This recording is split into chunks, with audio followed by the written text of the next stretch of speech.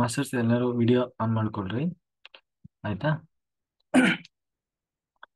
ಬ್ರಹ್ಮಶ್ರೀ ಪಿತಾಮಹ ಸುಭಾಷ್ ಪತ್ರಿಜಿಯವರಿಗೆ ವಂದಿಸುತ್ತಾ, ಸ್ವರ್ಣಮಾಲಾ ಪತ್ರಿಜಿ ಅಮ್ಮನವರಿಗೆ ವಂದಿಸುತ್ತಾ, PSSA ಮೂವ್ಮೆಂಟ್ನ ಎಲ್ಲ ಸೀನಿಯರ್ ಪಿರಮಿಡ್ ಮಾಸ್ಟರ್ಗಳಿಗೆ ವಂದಿಸುತ್ತಾ, grand master Prabodh Achyut master ಅವರಿಗೆ ವಂದಿಸುತ್ತಾ, ಹರಿವಾಯಿ ಗುರುಗಳಿಗೆ ವಂದಿಸುತ್ತಾ, ಭಗವಂತ ನಾರಾಯಣನಿಗೆ ವಂದಿಸುತ್ತಾ, ಲೋಕ ಕಲ್ಯಾಣಾರ್ಥವಾಗಿ ಅಂತ ನಡೀತಾ ಇರುವ ನಮ್ಮ ಈ ಧ್ಯಾನ ಯಜ್ಞದಲ್ಲಿ ಭಾಗವಹಿಸಿದಂತಹ ಎಲ್ಲಾ ಧ್ಯಾನ ಯೋಗಿ ಬಂಧುಗಳಿಗೆ ವಂದಿಸುತ್ತಾ ನಮ್ಮ ಈ ಧ್ಯಾನ ಯಜ್ಞವನ್ನು ಆರಂಭ ಮಾಡೋಣ.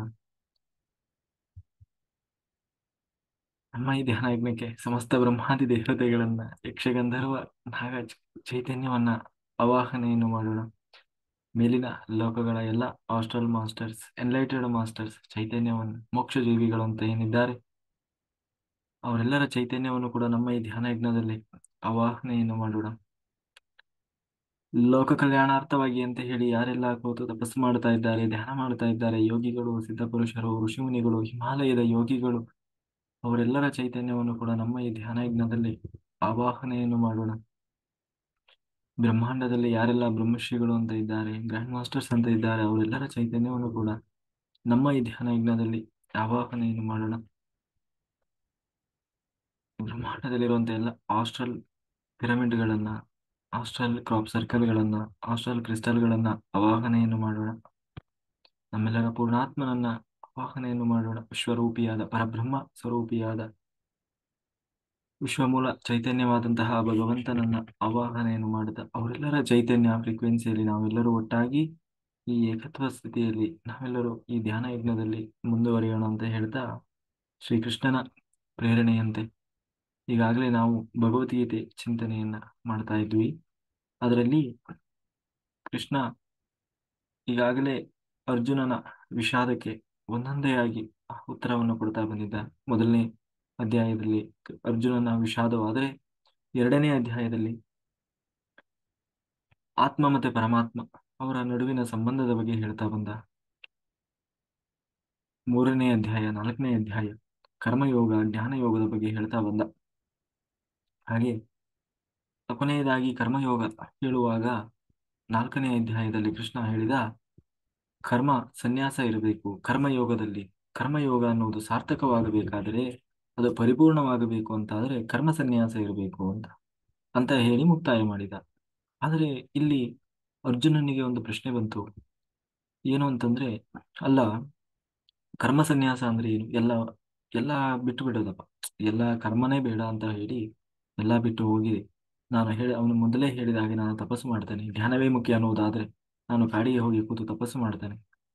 ಎಲ್ಲರೂ ಕೊನೆಗೆ ಹೋಗುವುದು ಮೋಕ್ಷವೇನ ಅನ್ನೋದಾದ್ರೆ, ಮೋಕ್ಷಕ್ಕೆ ಈ ತರ ಧ್ಯಾನ ಮಾಡುವುದು, ತಪಸ್ಸು ಮಾಡುವುದೇ ಮಾರ್ಗ ಅನ್ನೋದಾದ್ರೆ ಇದೆಲ್ಲ ಯಾಕೆ ಬೇಕು? ನಾನೆಲ್ಲ ಬಿಟ್ಟು ಹೋಗಿ ತಪಸ್ಸು ಮಾಡಿ ಮೋಕ್ಷ ಸಂಪಾದನೆ ಮಾಡ್ತೇನೆ ಅಂತ ಹೇಳಿದಾಗ ಅದು ಏನಂತೆ ಕರ್ಮ ಸನ್ಯಾಸವಾಗ್ತದೆ.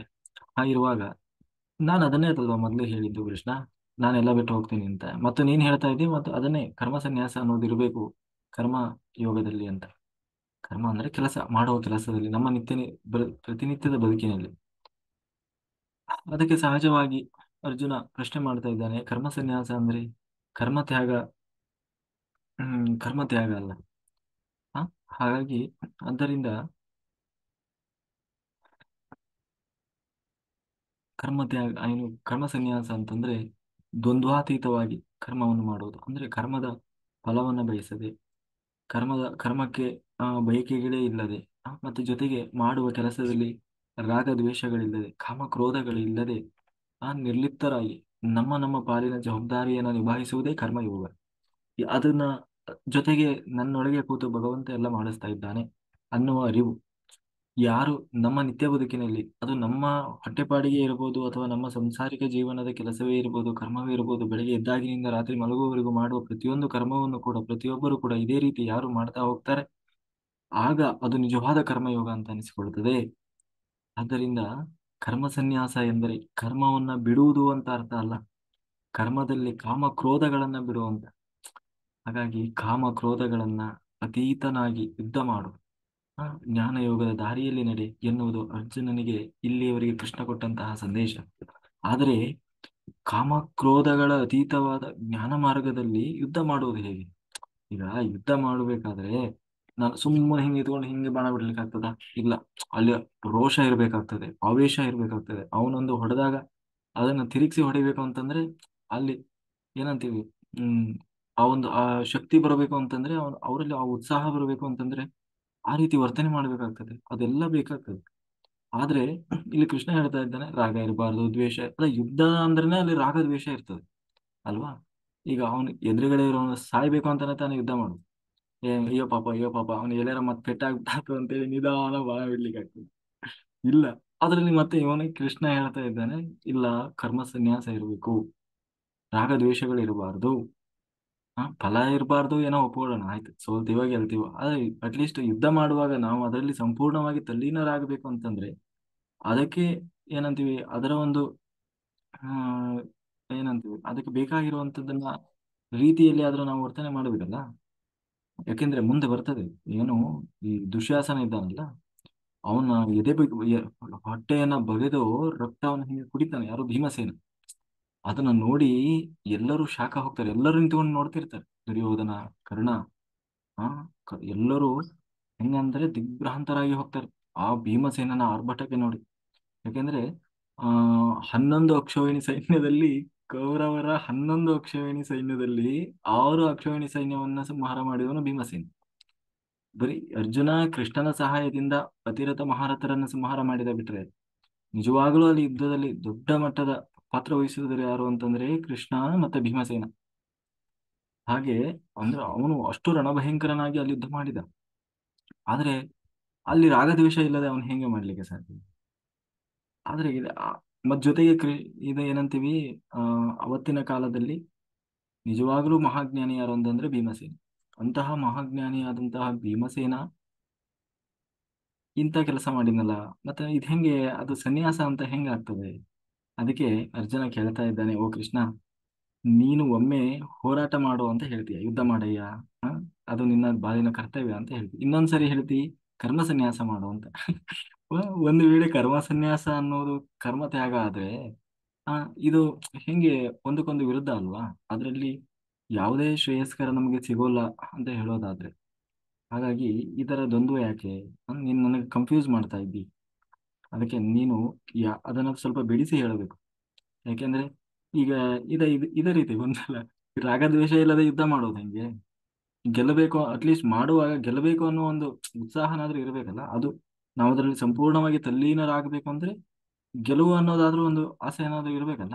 ಆದ್ರೆ ಅವನು ಅದನ್ನು ಬೇಡ, ಇದ್ದ ಫಲ ಬೇಡ ಅಂತ ಹೇಳ್ತಾನೆ, ಅದರಲ್ಲಿ ರಾಗದ್ವೇಷ ಬೇಡ ಅಂತ ಹೇಳ್ತಾನೆ, ಮತ್ತೆ ಅದನ್ನ ಸನ್ಯಾಸ ಮತ್ತೆ ಅದು ಬಿಟ್ಟು ಹೋಗೋದು ಹಾಗಂತ ಬಿಡಲೂಬಾರದು ಅಂತಾನು ಹೇಳ್ತಾನೆ.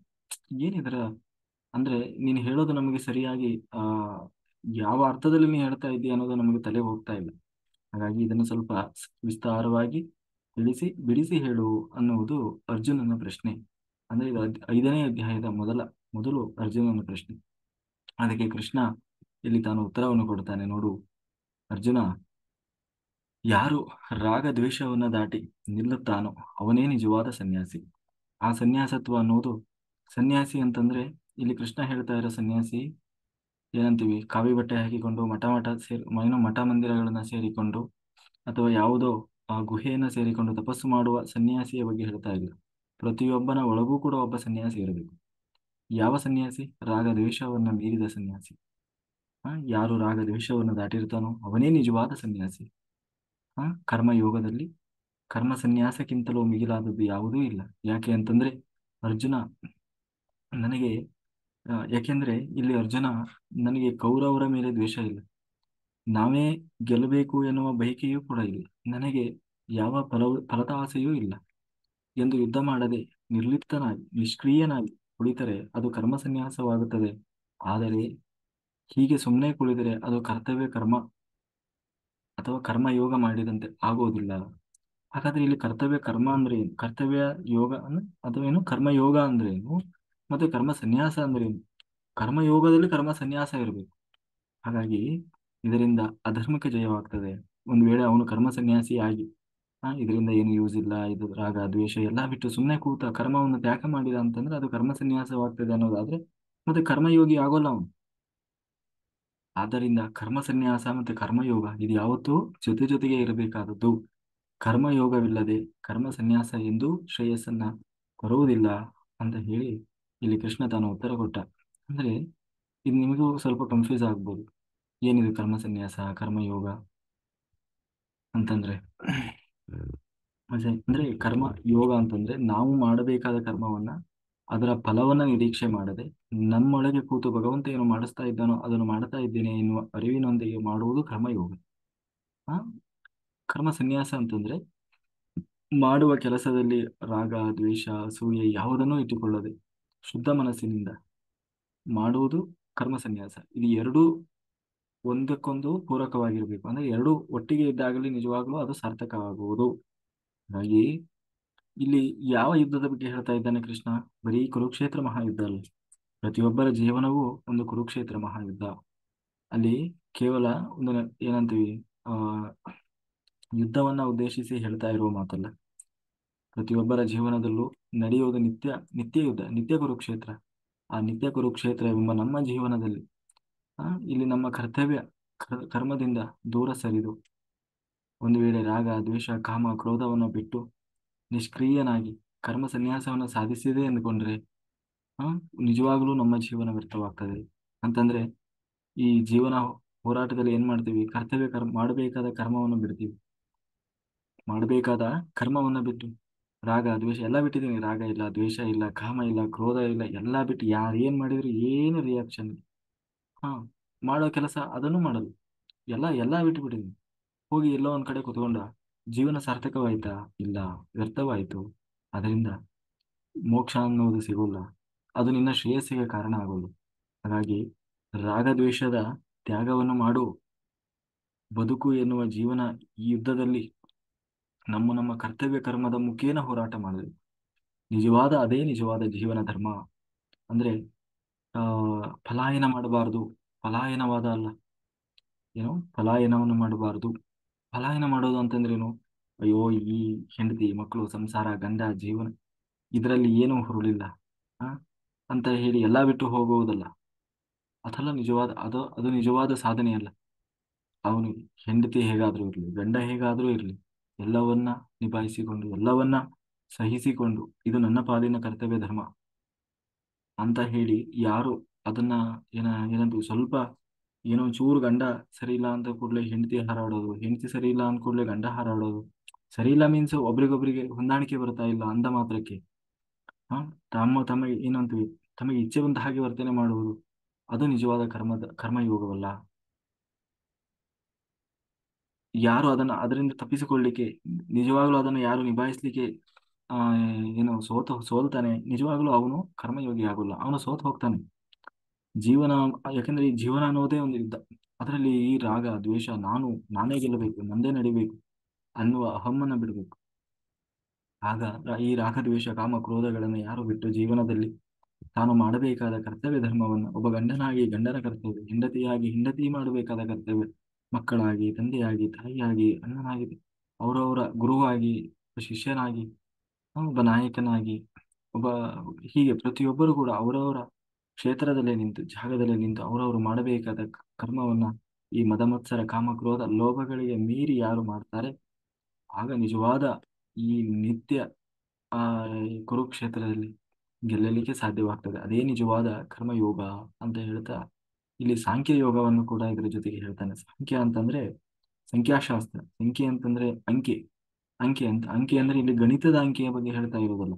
ಯಾರ ಅಂಕೆಯಲ್ಲಿ ಅಂದ್ರೆ ಯಾರ ನಿಗ್ರಹದಲ್ಲಿ ಇಡೀ ಜಗತ್ತು ನಡೀತಾ ಇದೆಯೋ ಅಂದ್ರೆ ಬ್ರಹ್ಮ, ಆ ಬ್ರಹ್ಮನ ಬಗ್ಗೆ ಯಾರು ನಿಜವಾಗ್ಲೂ ತಿಳಿದಿರ್ತಾರೋ ಅವರು ಏನಂತೀವಿ ಸಾಂಖ್ಯರು ಅಂತ. ಸಾಂಖ್ಯರು ಅಂತಹ ಸಾಂಖ್ಯರು ಕೂಡ ಯಾರು ಅರಿತಿರ್ತಾರೆ ಅವರು ಕರ್ಮವನ್ನು ಇದೇ ರೀತಿ ಮಾಡ್ತಾರಪ್ಪ. ಒಂದು ವೇಳೆ ಅದನ್ನ ತಿಳ್ಕೊಂಡಿಲ್ಲ ಅಂತಂದ್ರೆ ಅದು ಕೂಡ ವ್ಯರ್ಥವಾಗ್ತದೆ. ಹಾಗಾಗಿ ಜ್ಞಾನಿಗಳು ತಮಗೋಸ್ಕರವಲ್ಲದ ತಮಗೋಸ್ಕರವಲ್ಲದೆ ಲೋಕಕ್ಕೆ ಮಾರ್ಗದರ್ಶನ ಮಾಡುವ ಸಲುವಾಗಿಯೂ ಕರ್ಮ ಮಾಡಬೇಕಾಗ್ತದೆ. ಅವ್ರಿಗೆ ನಿಜವಾಗ್ಲೂ ಕರ್ಮದ ಅವಶ್ಯಕತೆ ಇರೋಲ್ಲ, ಆದ್ರೆ ಅವರು ಕರ್ಮವನ್ನು ಮಾಡ್ತಾರೆ. ಯಾಕೆ ಅಂತಂದ್ರೆ ಸಮಾಜಕ್ಕಾಗಿ. ಯಾಕೆ ಸಮಾಜಕ್ಕಾಗಿ ಮಾಡಬೇಕು? ಹಾ ಯಾಕೆಂದ್ರೆ ಇಡೀ ಸಮಾಜ ಅವರನ್ನ ಅನುಸರಿಸ್ತಾ ಇರ್ತದೆ. ಅವ್ರು ಏನು ಮಾಡ್ತಾರೋ ಅದನ್ನ ಸಮಾಜ ಮಾಡ್ತಾ ಇರ್ತದೆ. ಅವತ್ತು ಈಗ ನಾವು 2ನೇ ಅಧ್ಯಾಯದಲ್ಲಿ ಕೃಷ್ಣ ಹೇಳಿದ, ನೋಡು ನಿನಗೆ ಫಾಲೋವರ್ಸ್ ತುಂಬಾ ಜನ ಇದ್ದಾರೆ, ನಿನ್ನ ಫ್ಯಾನ್ಸ್. ಹಾಗಾಗಿ ನಿನ್ನನ್ನು ನೋಡಿ ಅನುಸರಿಸುವವರು ಬಹಳ ಜನ ಇದ್ದಾರೆ. ನೀನು ಯುದ್ಧ ಮಾಡದೆ ಆ ಯುದ್ಧರಂಗದಿಂದ ಹೊರಟು ಹೋದೆ ಹೆದರಿದೆ ಅಂತ ಆದ್ರೆ ಅವರು ನಿನ್ನನ್ನ ಏನಂತೀವಿ ರೋಲ್ ಮಾಡೆಲ್ ಆಗಿ ತಗೊಂಡಿದ್ದಾರೆ. ಆದ್ರೆ ನೀನೇ ಆ ಕೆಲಸ ಮಾಡಿದೆ ಅಂತಂದ್ರೆ ನಿಜವಾಗ್ಲೂ ಅವರೆಲ್ಲ ನಿನ್ನ ಬಗ್ಗೆ ಅಸಹ್ಯ ಪಟ್ಟುಕೊಳ್ತಾರೆ.